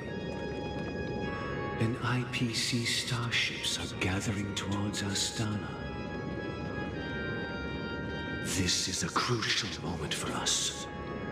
So, where is the Chosen One who harmonizes the varied sounds?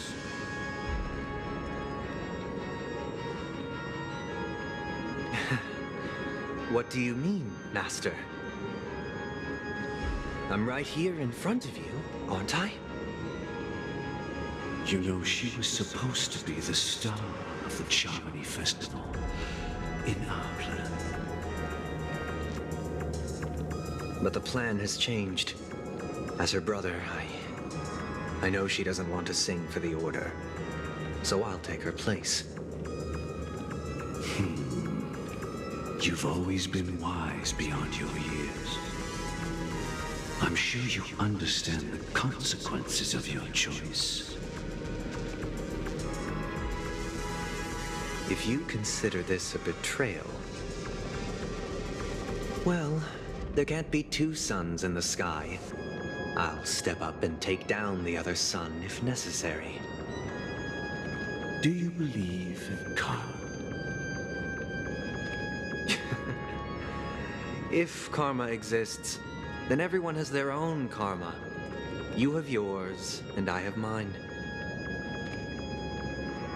And my karma has nothing to do with you, Mr. Gopherwood.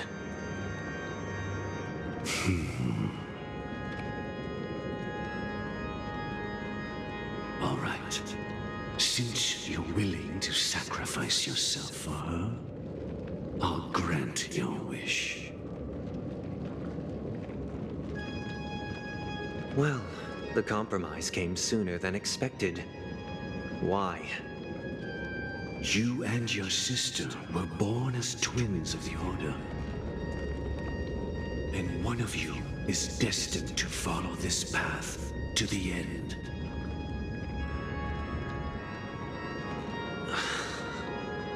Is this part of your plan? Of course. You're still as clever as you were when you were a child. The opening is near. Go, my child. Seize the power of the harmony and reveal your karma. I have one final question, Master. Why did you choose to bring the Order to Penacony? Wouldn't it have been better to choose a desperate world instead of a city filled with hope and dreams? Why? It's for justice, my child. If we lose justice in our hearts, we'll make the same mistake as the Harmony did. So, it's not you who manipulates the dreamscape with the Stellaron, but... Well, that's where our conversation ends. Go ahead. The 107,336 souls of the Oak family have dreamed of this moment too many times.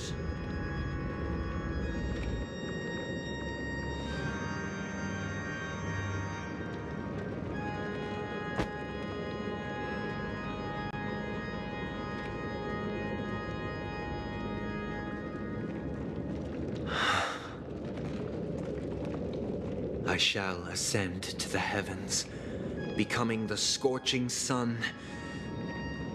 Bathed in my light, my people shall flourish, while all evil shall be eradicated.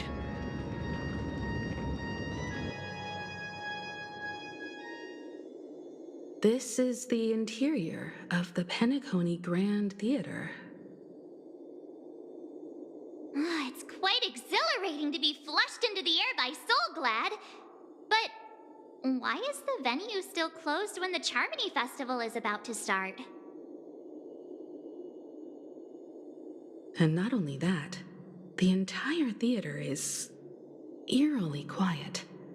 No audience, no staff, no one around.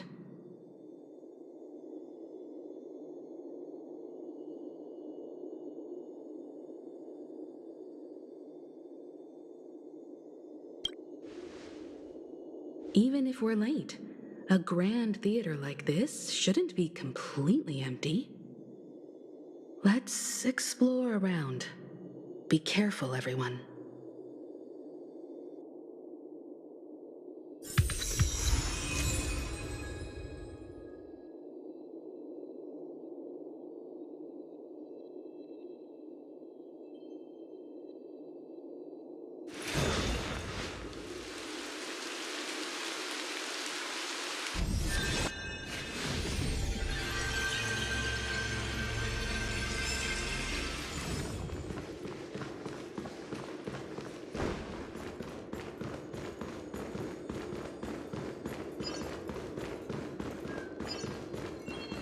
Gosh, the atmosphere here is so creepy and unsettling. Even if there's no audience yet, there should be some staff around. Why is it so silent?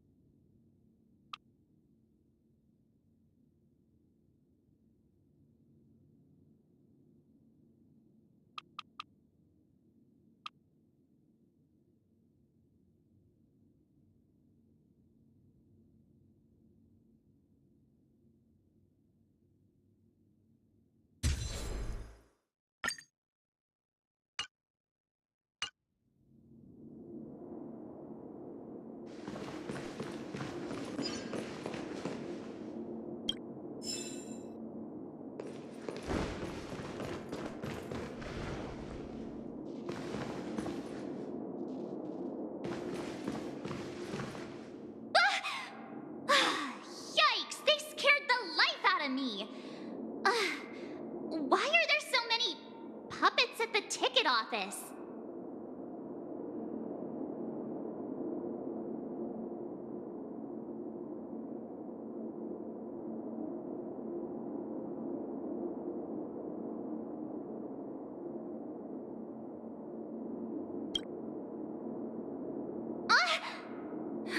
Stop it!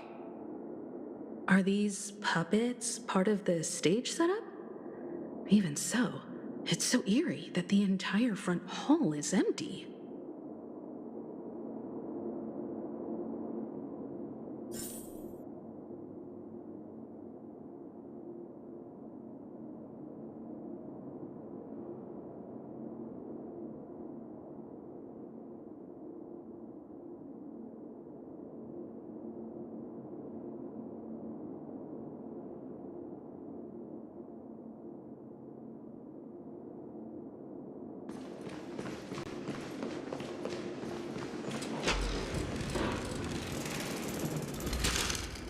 Sunday's messing with us? He said we'd have a final showdown on the stage, but why is there no one here? My apologies for the delay, March 7th. You scared me! Where are you now? I'm waiting for you behind the curtain. Something feels off. We're in the right place, right? There's no other grand theater in the dreamscape. So Sunday's messing with us? He said we'd have a final showdown on the stage, but why is there no one here? My apologies for the delay, March 7th. You scared me! Where are you now? I'm waiting for you behind the curtain. Following the Asdana tradition, I invite you to enjoy a stage play in 3 acts before the festival begins. History is a mirror reflecting the universe's true essence. Let's use this opportunity to delve into the rich history of Penacony and the eons. Within it, naturally, the future takes shape. Let us commence with the dawning of the world. After the Dusk Wars, darkness veiled the sky, and chaos consumed the earth.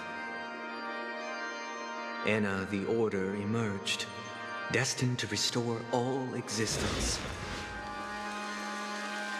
That marked the first day.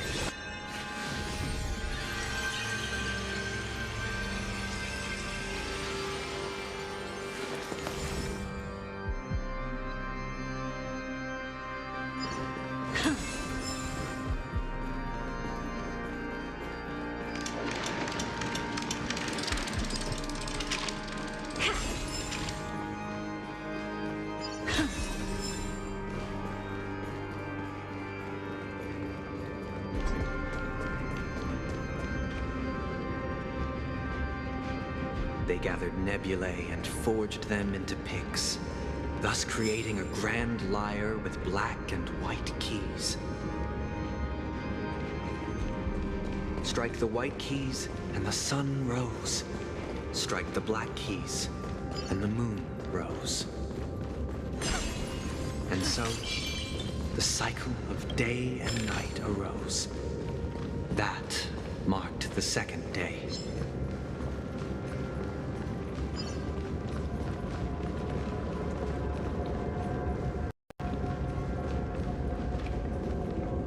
The puppets are gathering around the frame. Are they expecting us to enter it?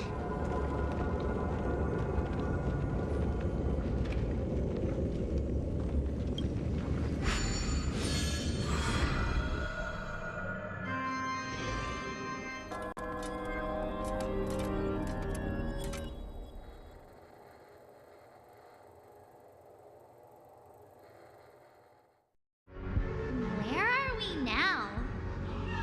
The atmosphere here looks similar to Sunday's inner world. Perhaps this so-called stage play is created with his abilities. This act is named Ode to Prisoner. Given the atmosphere here, I believe it's about Penacony's past. I thought things were finally looking up as I managed to dodge prison during my recent trailblazing expeditions. But now it looks like I'll be back behind bars again.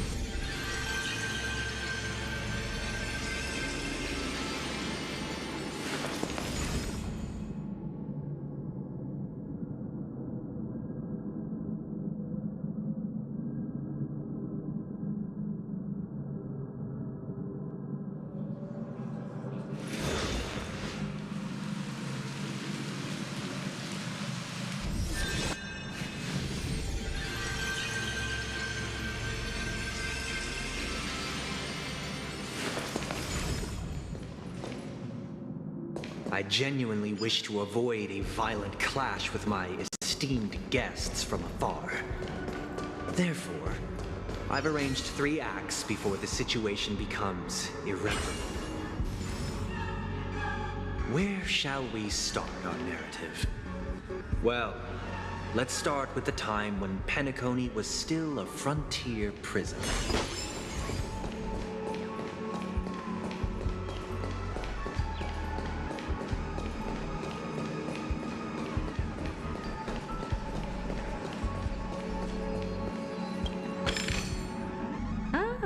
You want this?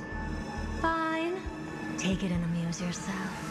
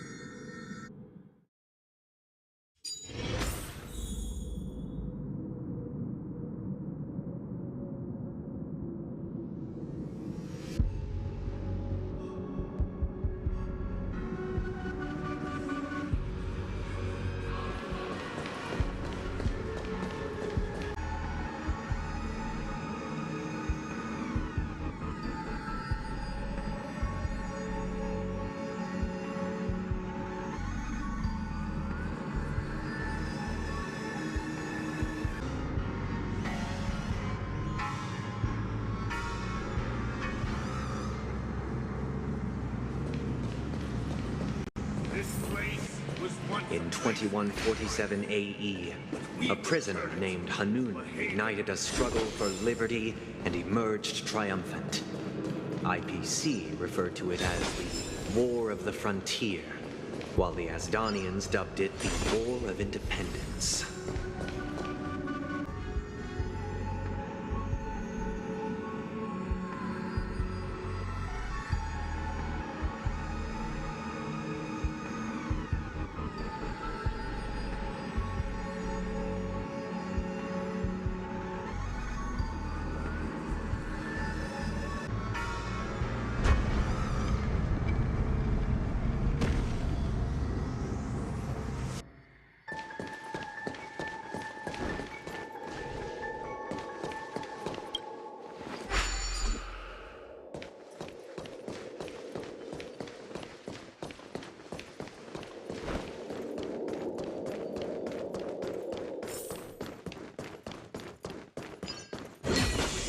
It's true that Hanunu was a legendary hero, but it must be acknowledged that while he bestowed freedom upon the prisoners, he did.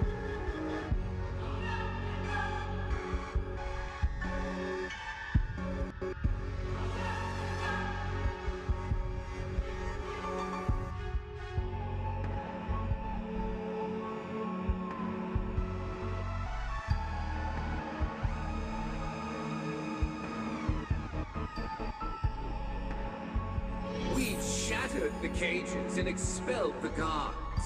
But where shall we go?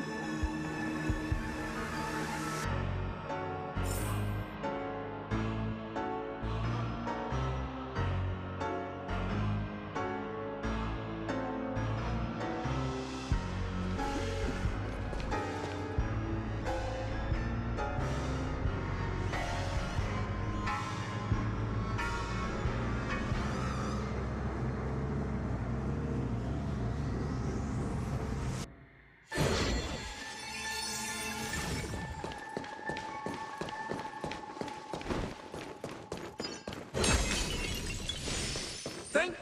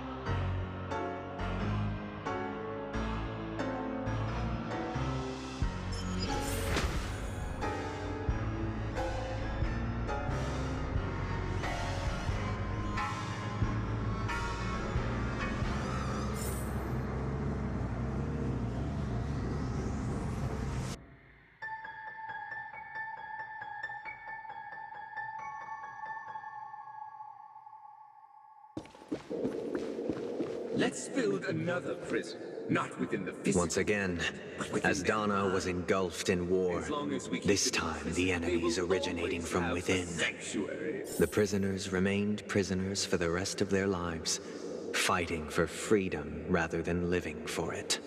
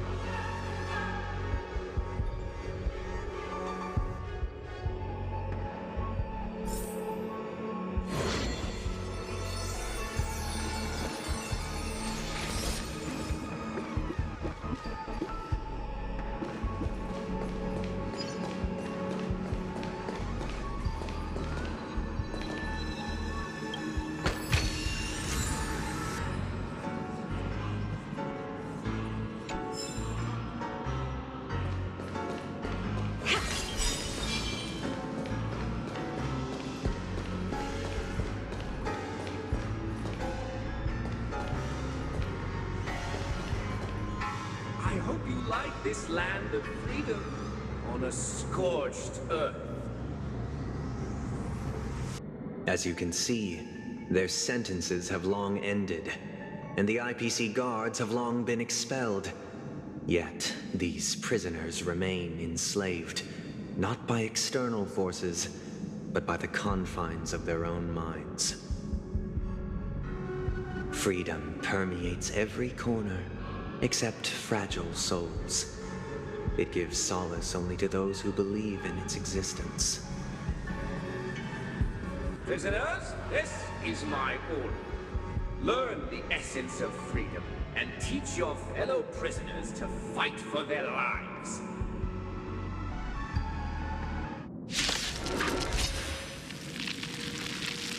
Hey!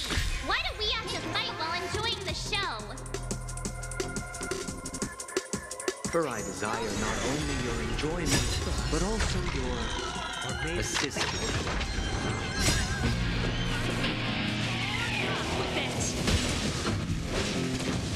Open sesame. Watch your head.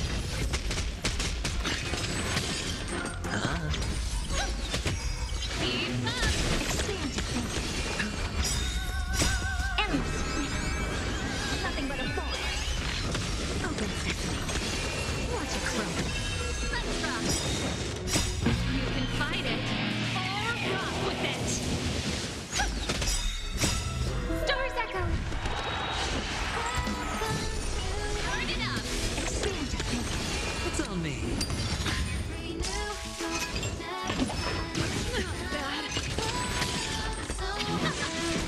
Open sesame.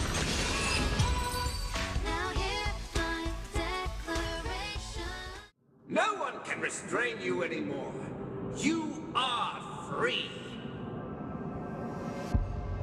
Thus concludes the first act. Amidst a raging war, the frontier prison headed toward becoming Land of the Exiles. This must be how Penacony was constructed. With the aid of outsiders, the prisoners were finally liberated and established the land.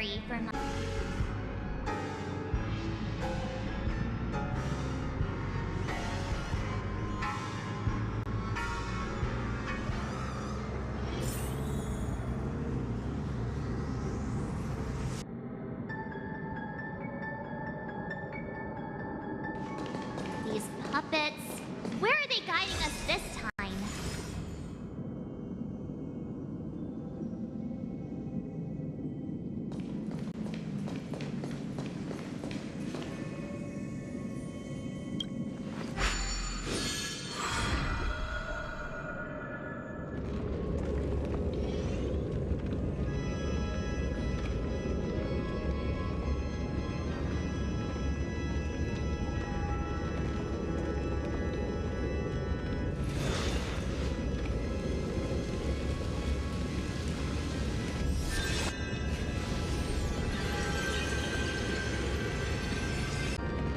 They molded stardust into flowing rivers, assigning the righteous upstream and the unjust downstream. Thus, all things were marked, and the world learned to discern between good and evil. That marked the third and fourth days.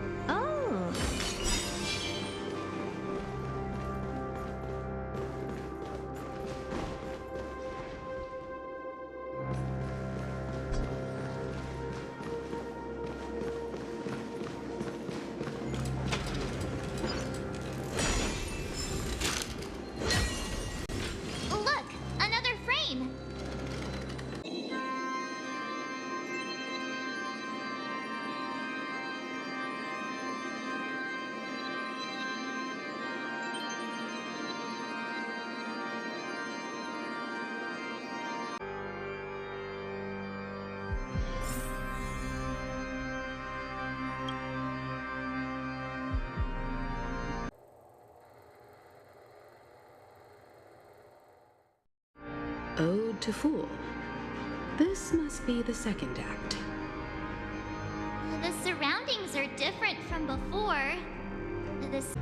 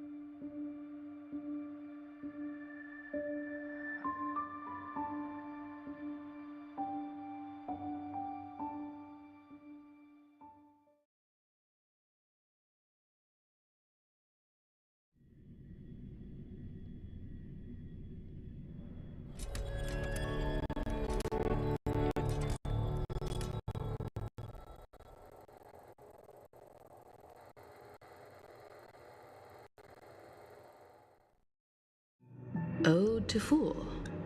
This must be the second act. The surroundings are different from before. The stage decorations look a bit tidier now.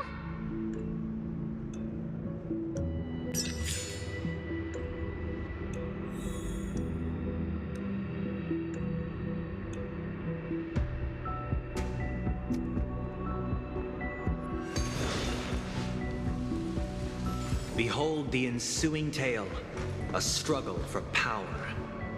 Penacony witnessed the ascent of the 7 major lineages: tree, grass, flower, bird, beast, fruit, and insect. Peace never truly graced Land of the Exiles. The history in this era is rich and intricate, so please allow me to present it in allegorical form.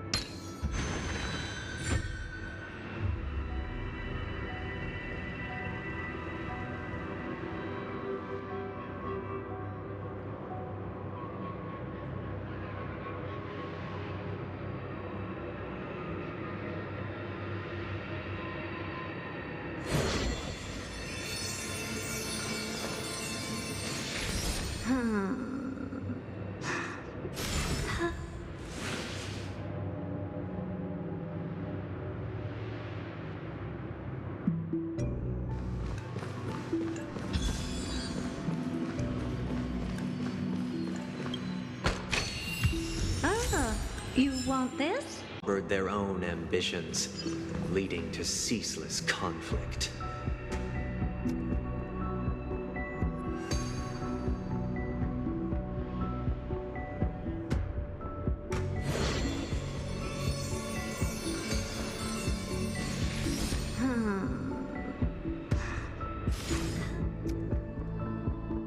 Welcome to this mansion, dear outsiders.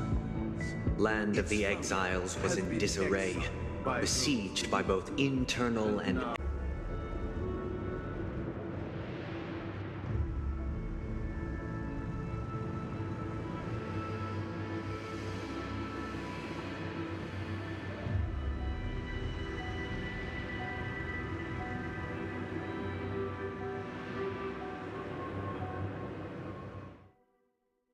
Welcome to this mansion, dear outsiders. Land of the Exiles was in disarray, besieged by both internal and external perils. Though the 7 major lineages appeared united on the surface, each harbored their own ambitions, leading to ceaseless conflict.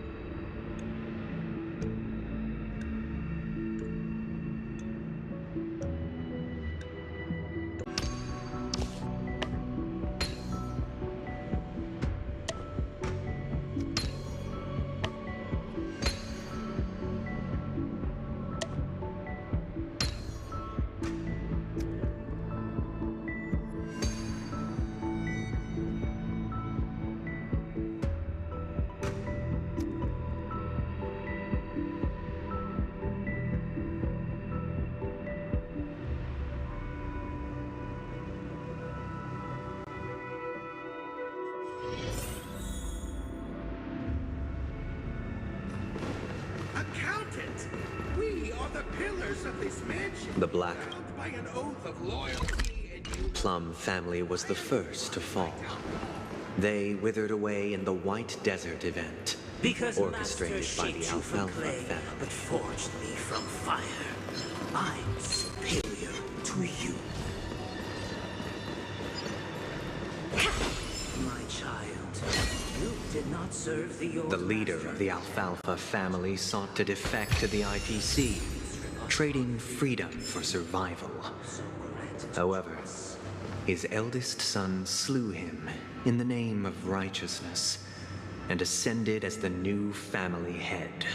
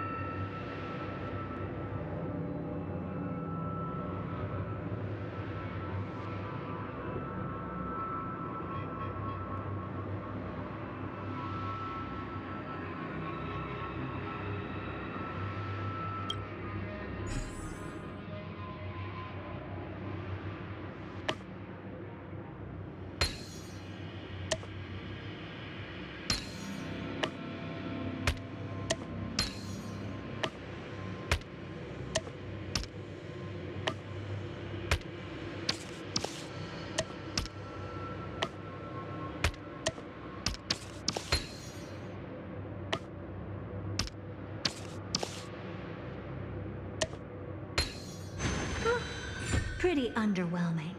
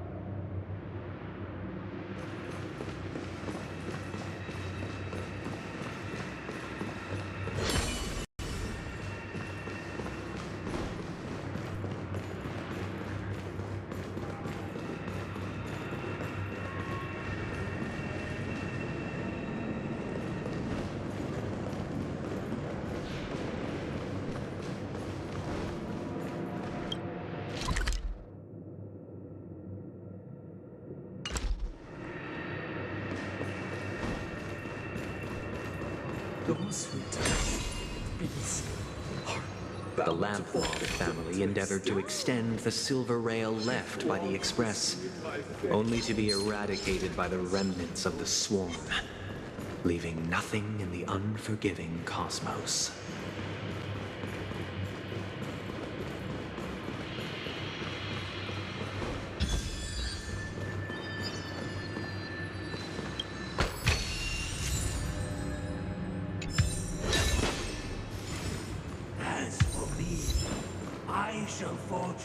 Only when Gopher Wood led the family to Land of the Exiles and earned recognition from all 5 major lineages did Penacony earn its new name, the Land of the Dreams. Dear outsider, I beseech your aid in purging this mansion of the poison spread by the lurking instigators. You want us to help you? What do you need? I wish they could regain their reason and cast away the shackles of hypocrisy. This is the second act. Looks like it's about Penacony's journey to becoming the Land of the Dreams, during which the family plays a crucial role. But this new master seems like a bad guy to me, don't you think? Perhaps this is the truth Sunday is trying to express, if you read between the lines. The Harmony changed Penacony just as the guards once did. Looks like we've gotta help those guys kneeling down over there calm down a bit, right?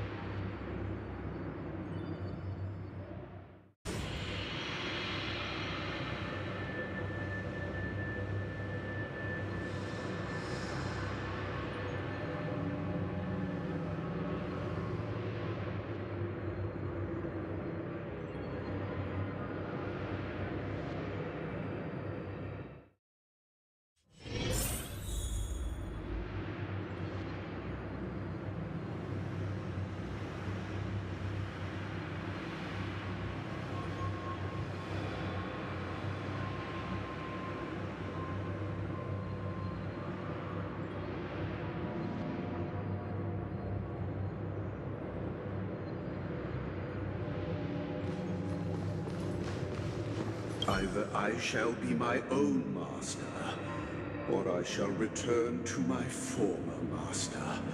I shall not submit to a new master under any circumstances.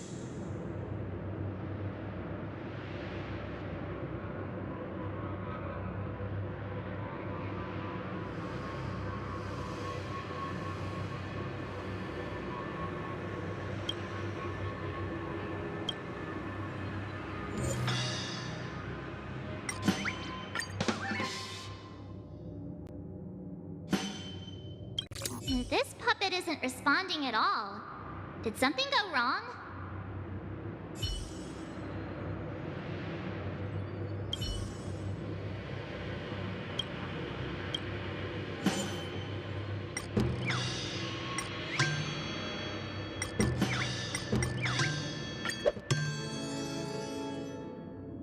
Without a master, who can grant me true freedom?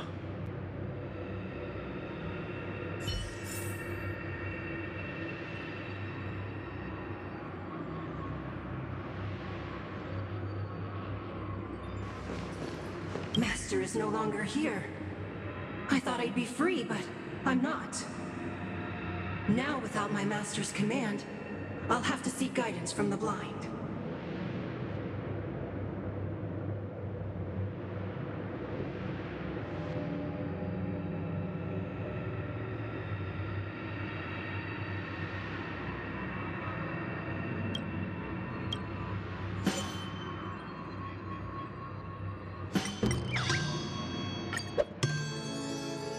Master is no longer here. I must seek a new master and serve them faithfully.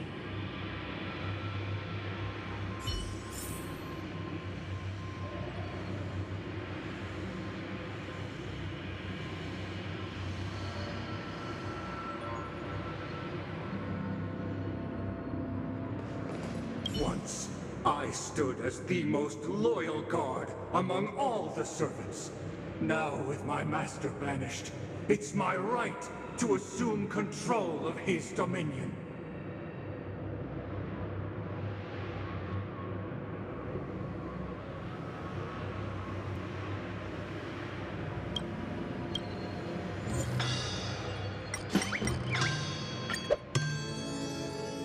My former master has long departed, but why do I still fear the remnants of his creation?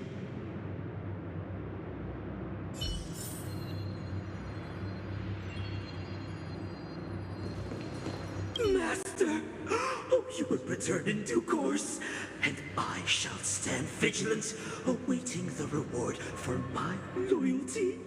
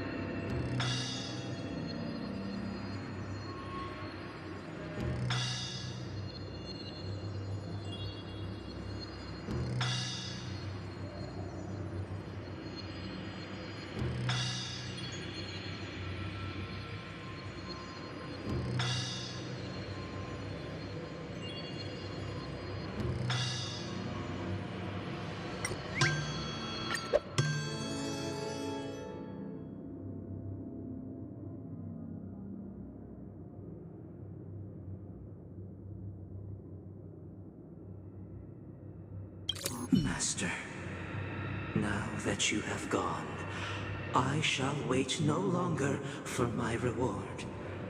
I shall seize what is rightfully mine.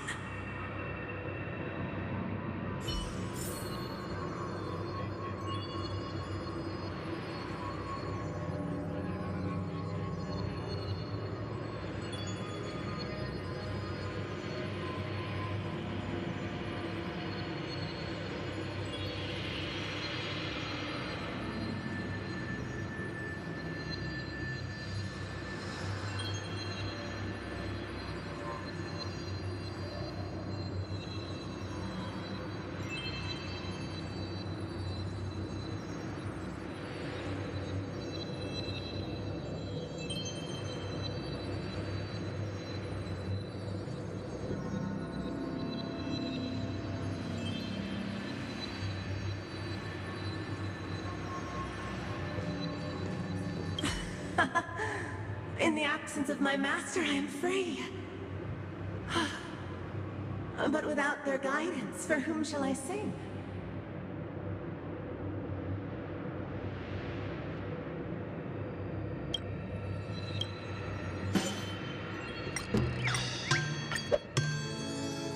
I shall sing for my new master, just as their noble voice once resonated throughout the cosmos. Thank you, dear outsiders. My servants have regained their sanity. Heed me, one and all. Your former master shall not return. It is through righteousness and unwavering support for one another that we shall attain true perfection. Cast aside the veils of hypocrisy and embrace one another. Get ready. Looks like another fight is about to begin.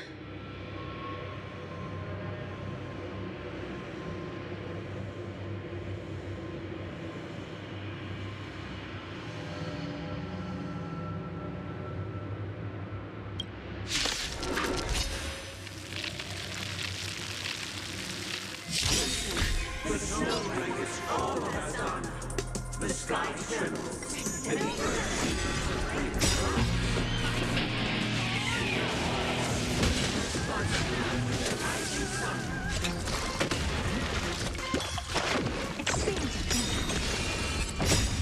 Endless freedom. Nothing but a void. Open sesame. Watch it crumble. bust. Or maybe I'll take it all.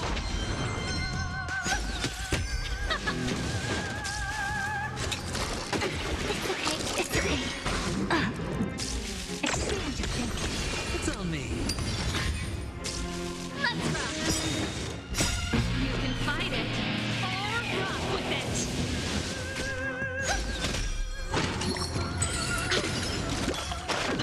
Open sesame. Endless freedom. Nothing but a void. Alas, they remain but slaves till the very end, with the illusion of freedom. Thus concludes the second act. Amidst an illusory harmony, Land of the Exiles charted its course toward becoming the planet of festivities. This is how Penacony fell under the family's control. Since the arrival of the Harmony, the Land of the Exiles has undergone dramatic changes, not all of which have proven beneficial. This guy really loves dramatic scenes. Bet he comes from a whole lineage of stage performers.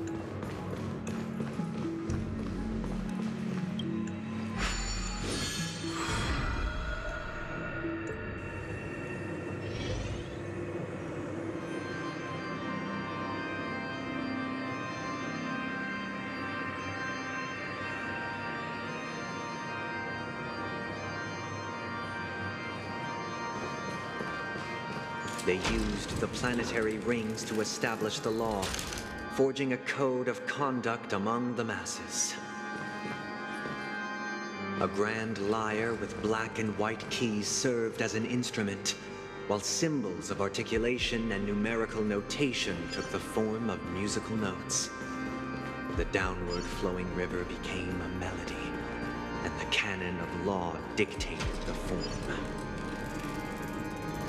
Thus, all mortals found their unique place within this symphony. That marked the 5th and 6th days.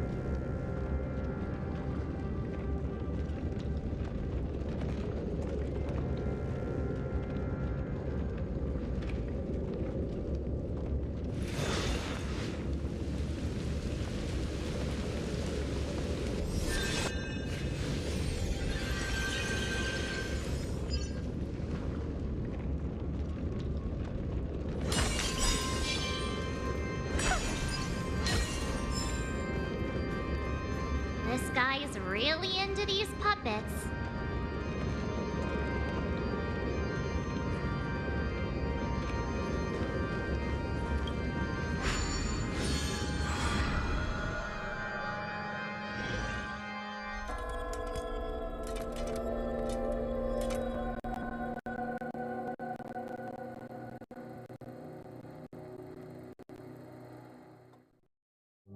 Oh, I get it now. The last scene is all about singing the praises of the Order. And the atmosphere here is completely different from the previous two scenes.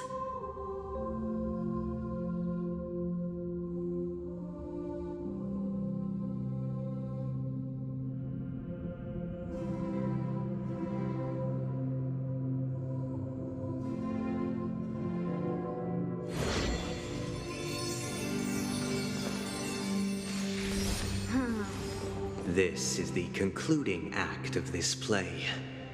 I have showcased the past and present of Penacony, hoping that my desire for change resonates within you. And now, I shall reveal its future to you.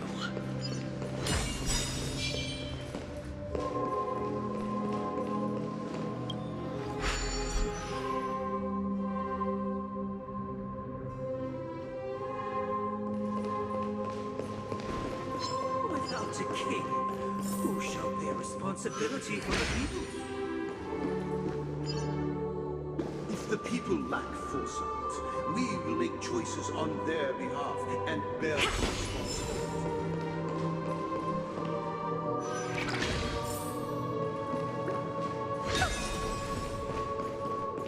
Without a king, who shall protect the weak and stand against the mighty? We shall support one another, protecting the weak and standing against the mighty.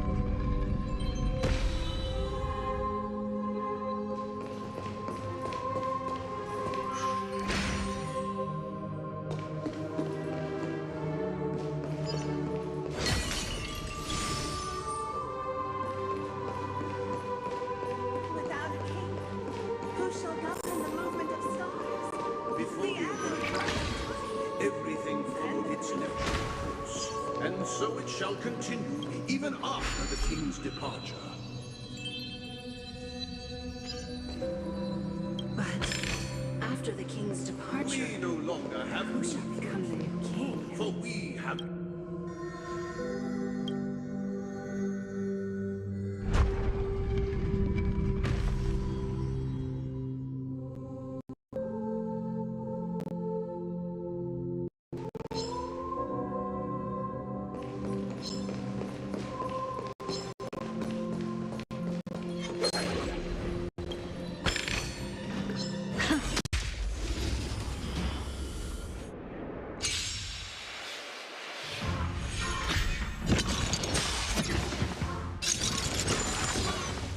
Harmony and unison.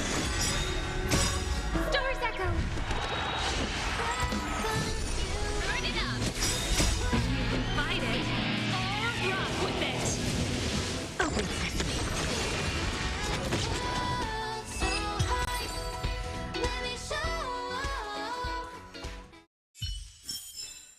Amazing.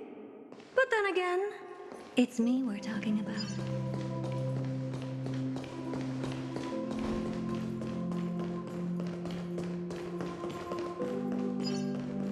But after the king's departure, become the new king.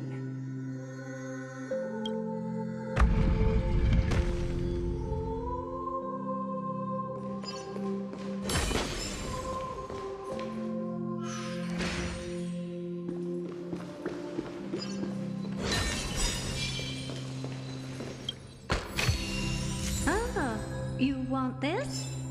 Fine. Take it and amuse yourself.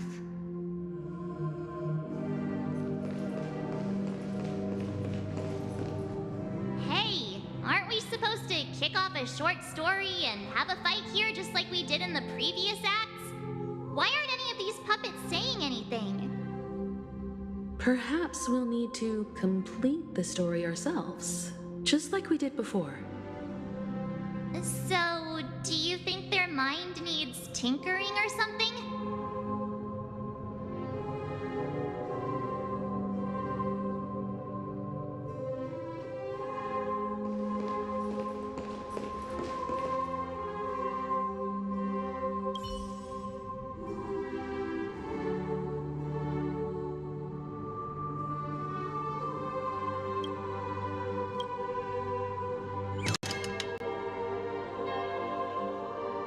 Farewell, former king. We no longer have need for a king, for we have become... How did it go? You can't change them? What does that mean? My apologies for my negligence. I forgot to inform you that the final part was scripted long ago. Let our previous king recount it to you. Now it is time for the final rite. Prepare for battle. Looks like we'll have to fight again. Descending from the infinite spiral staircase, I traverse towards the future with measured steps. No need to remember me or seek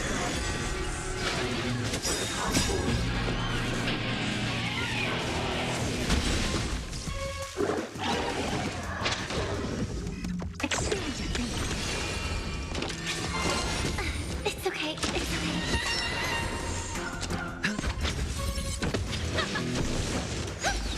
Open sesame. Endless freedom. Nothing but a ball. Expand your thinking. Watch it grow.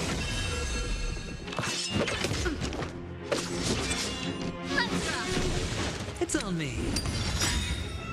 Bust. Or maybe I'll take it all. Open sesame.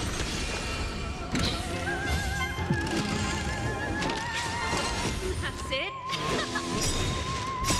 You can fight it, or rock with it. Resonate all together. Stars echo. Let's rock.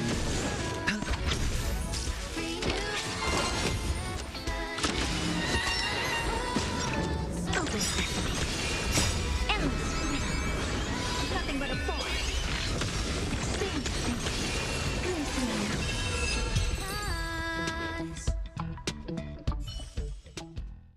In the hushed expanse of a nocturnal reverie, I leave faint traces behind.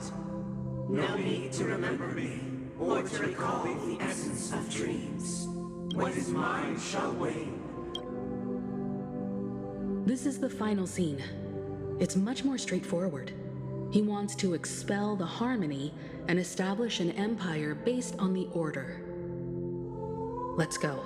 Once this stage play concludes, it'll be time for the main event, the Charmony Festival.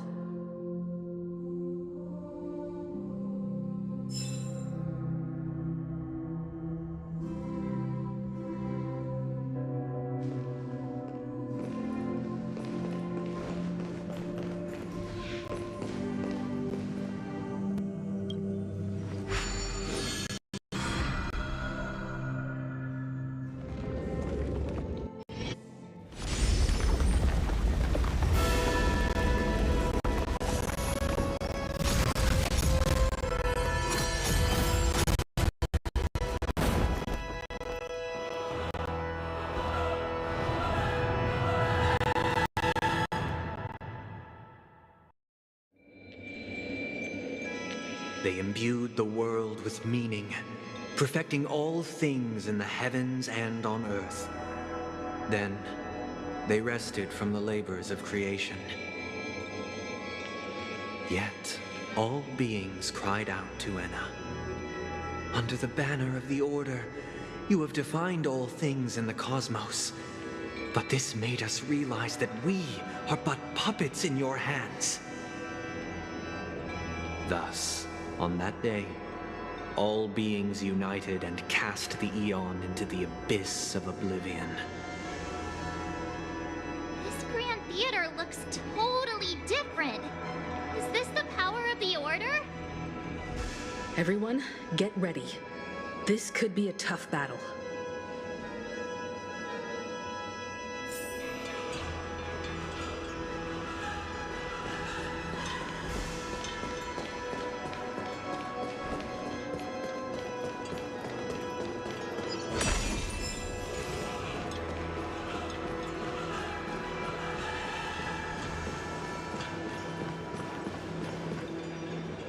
That marked the seventh day.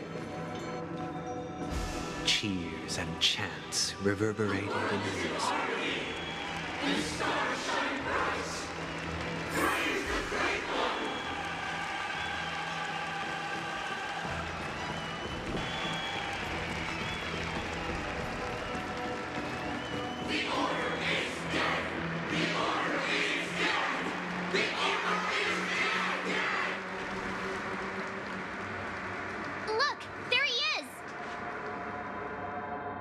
That concludes everything related to the Order.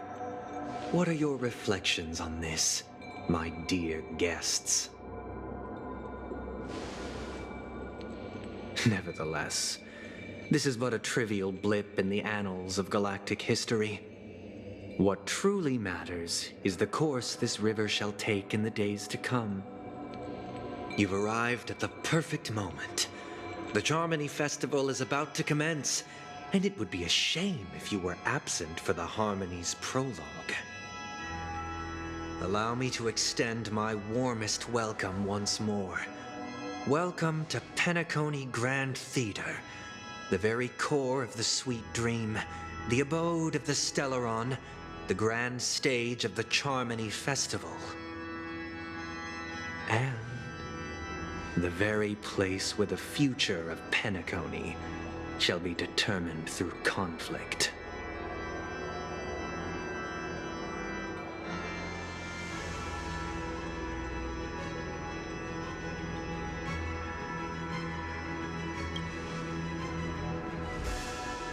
Because our shared goals give equal weight to the beliefs we strive for. True goodness can only be achieved through faith. Allow me to point out that falling into a permanent slumber is not happiness, especially when those people are driven by someone else's will in their sleep.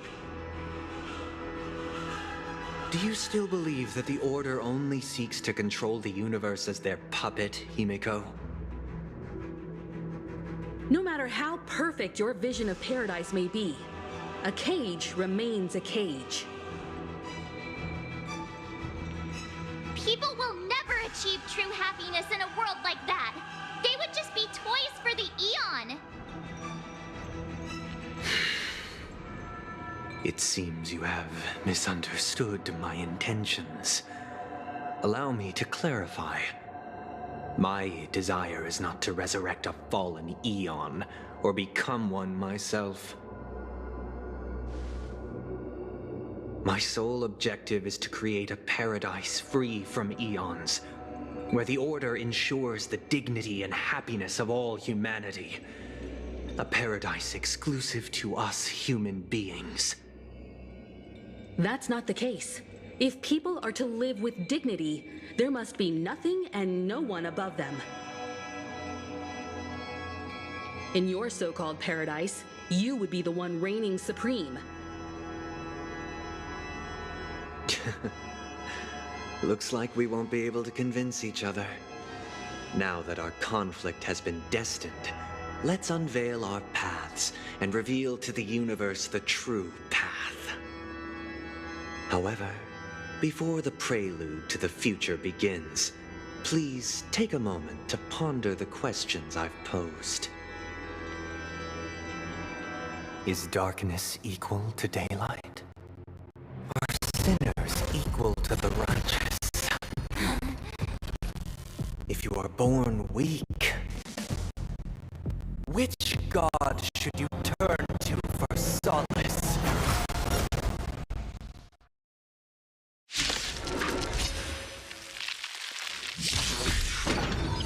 The Eon with great might. Under the banner of the Order, you have defined all things in the cosmos. But this made us realize that we are but puppets in your hands!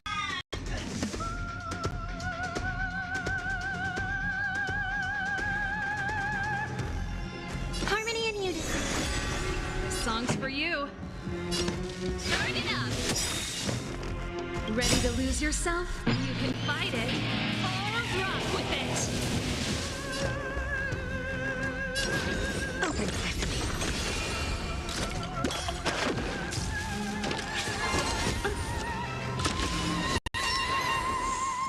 Hedge your bets.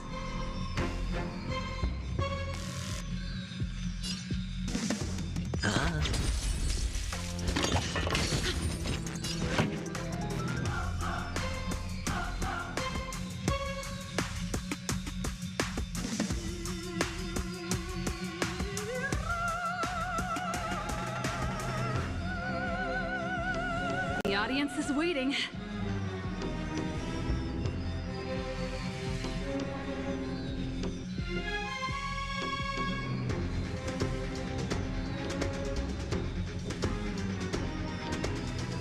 Let's rock.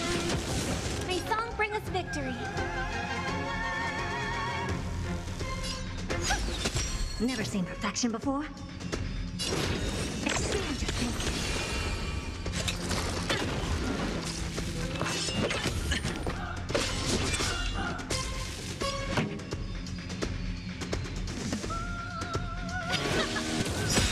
I hit the mark. Ready to lose yourself? You can fight it or rock with it.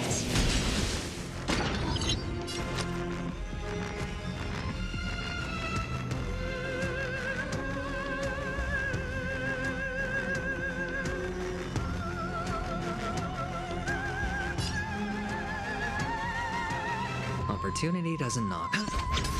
Listen to the final song of life.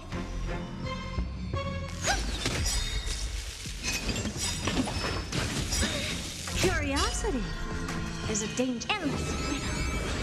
Nothing but a thought. Dice have been cast. Bust.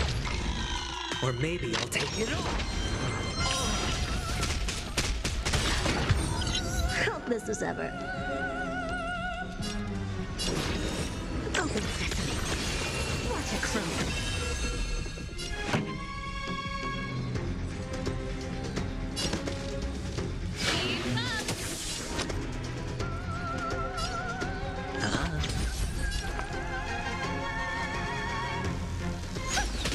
Never seen perfection before? Right. So stars echo. No more times.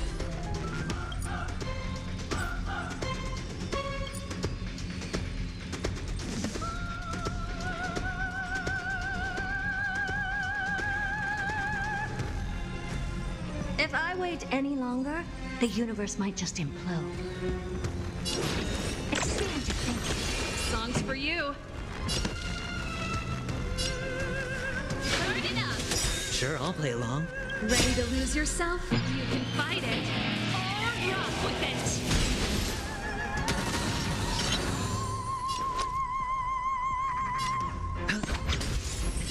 Time for the main event. Keep up. I don't have time for games. Open sesame. The stars.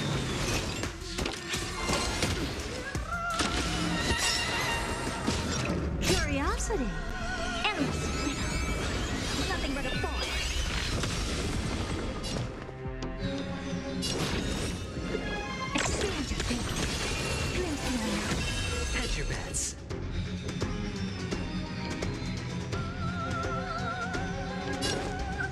It's on me. I hope for an end to strife in the world. Resonate all together.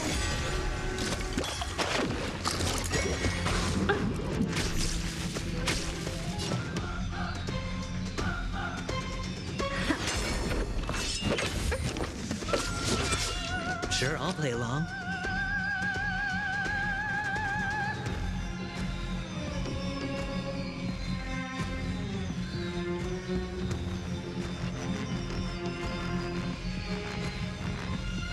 Opportunity doesn't knock on its own, you know.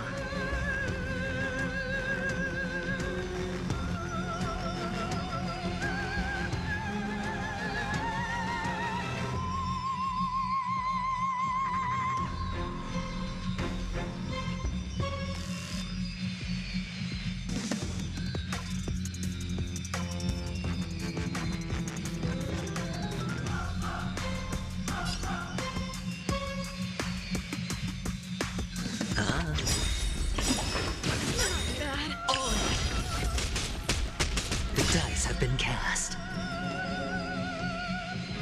Bust. Or maybe I'll take it all. Ready to lose yourself? You can fight it, or rock with it.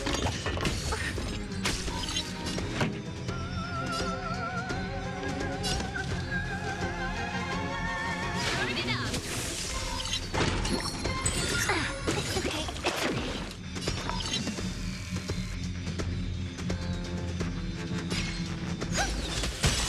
This is ever.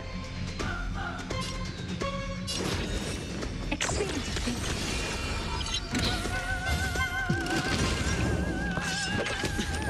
Watch your head.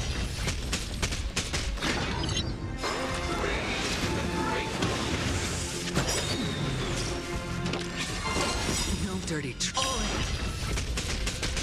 Great. Stars echo.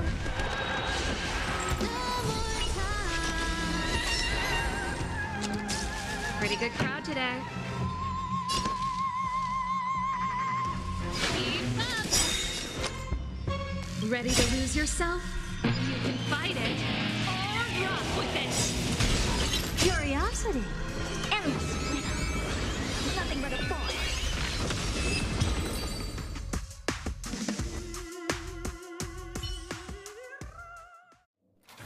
I already know your decision.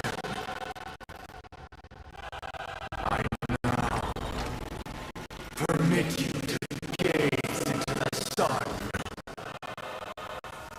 On these 107,336 stones, the almighty and powerful springs of harmony are at my disposal.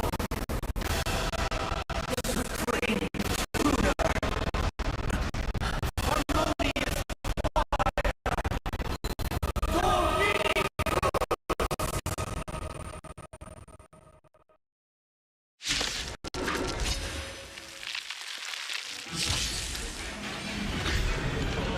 Lost souls, come and meet your master. The embodiment of the harmony? So the true purpose of the Charming Festival is to usurp it?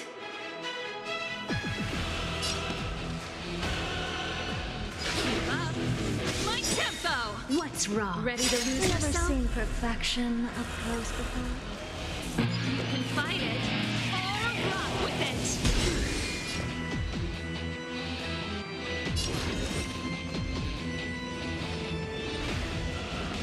Open family.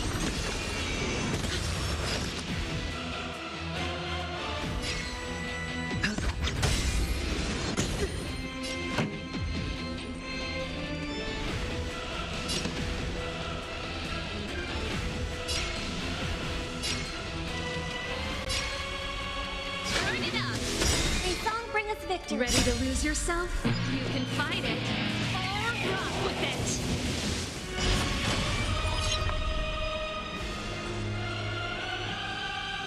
Harmony and unison. Why accept war? Answer me this. Why could the harmony and the order merge into one. This song's for you.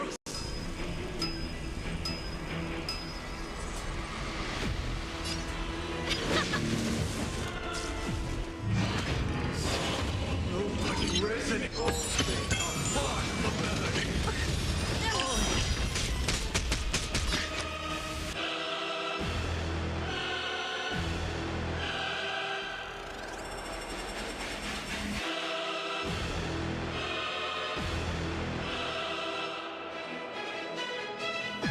Opportunity doesn't knock on its own, you know.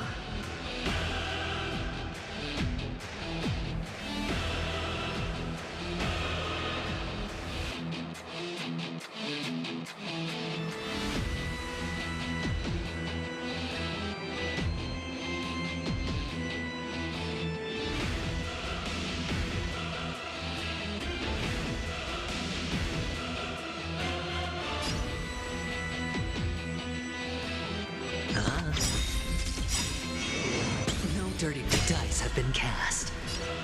Bust. Or maybe I'll take it off. Watch your head. Curiosity.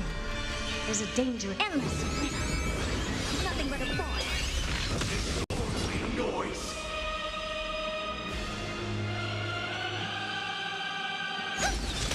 Noisy.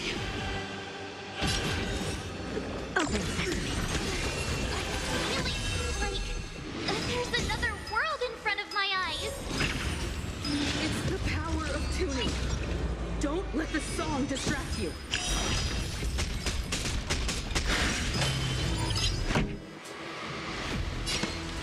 Turn it up.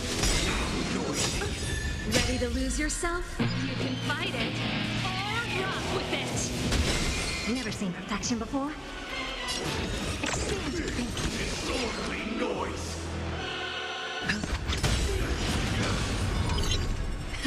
Time for the main event.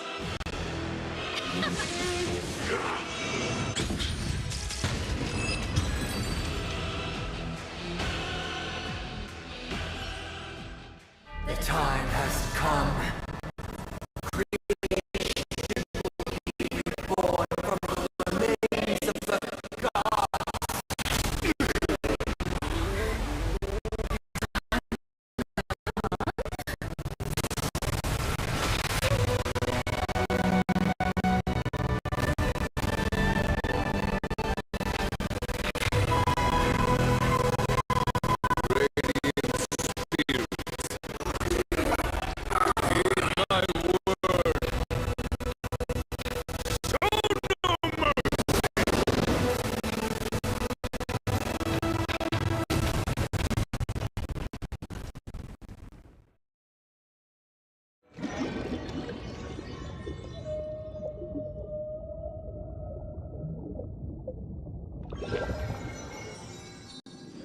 Wake up! Wake up! Hey, wake up! The sun's frying your butt! Huh? Are you alright?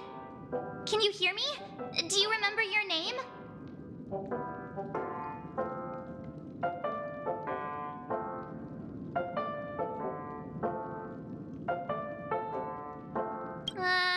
Kind of. It was General Jing Yuan who to shoot it down. In any case, since you remember what happened just now, well, that's put my mind at ease.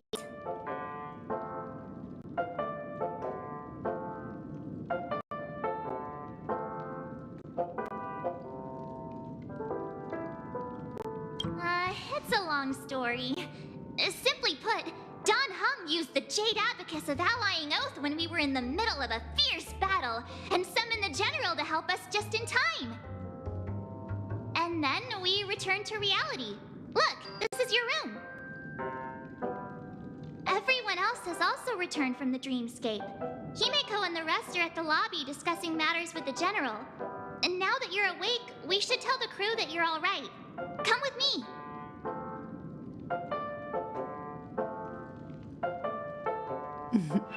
Not going to come chat with me, sleepyhead. That voice... is that Black Swan?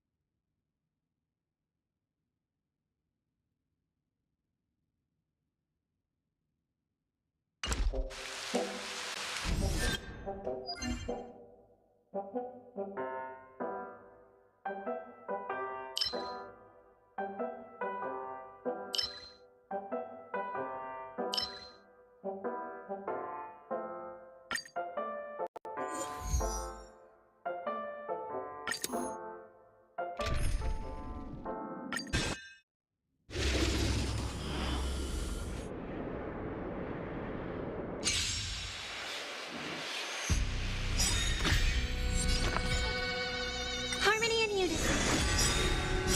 Stars echo. You can fight it, or rock with it. Open sesame. Endless freedom.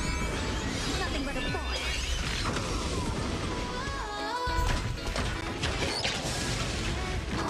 No dirty tricks.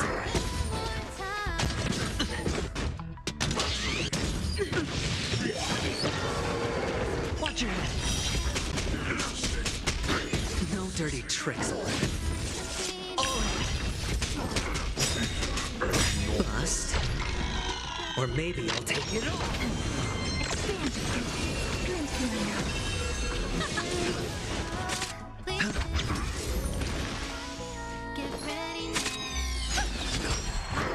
No dirty tricks. That's it.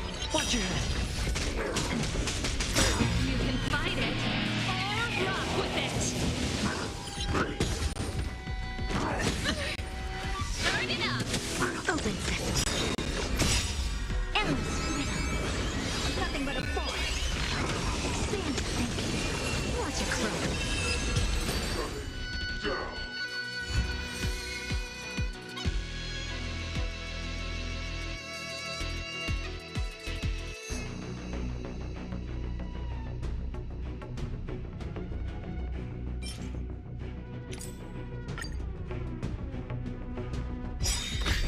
Resonate all together. Stars echo. You can fight it, or rock with it. Open sesame.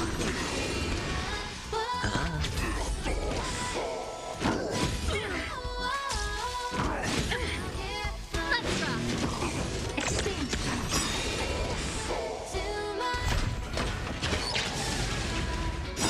No dirty tricks. Endless freedom. Nothing but a boy. Open sesame. Dreams come out. Impressive. Bust. Or maybe I'll take it all. Watch your head. You can fight it, or rock with it.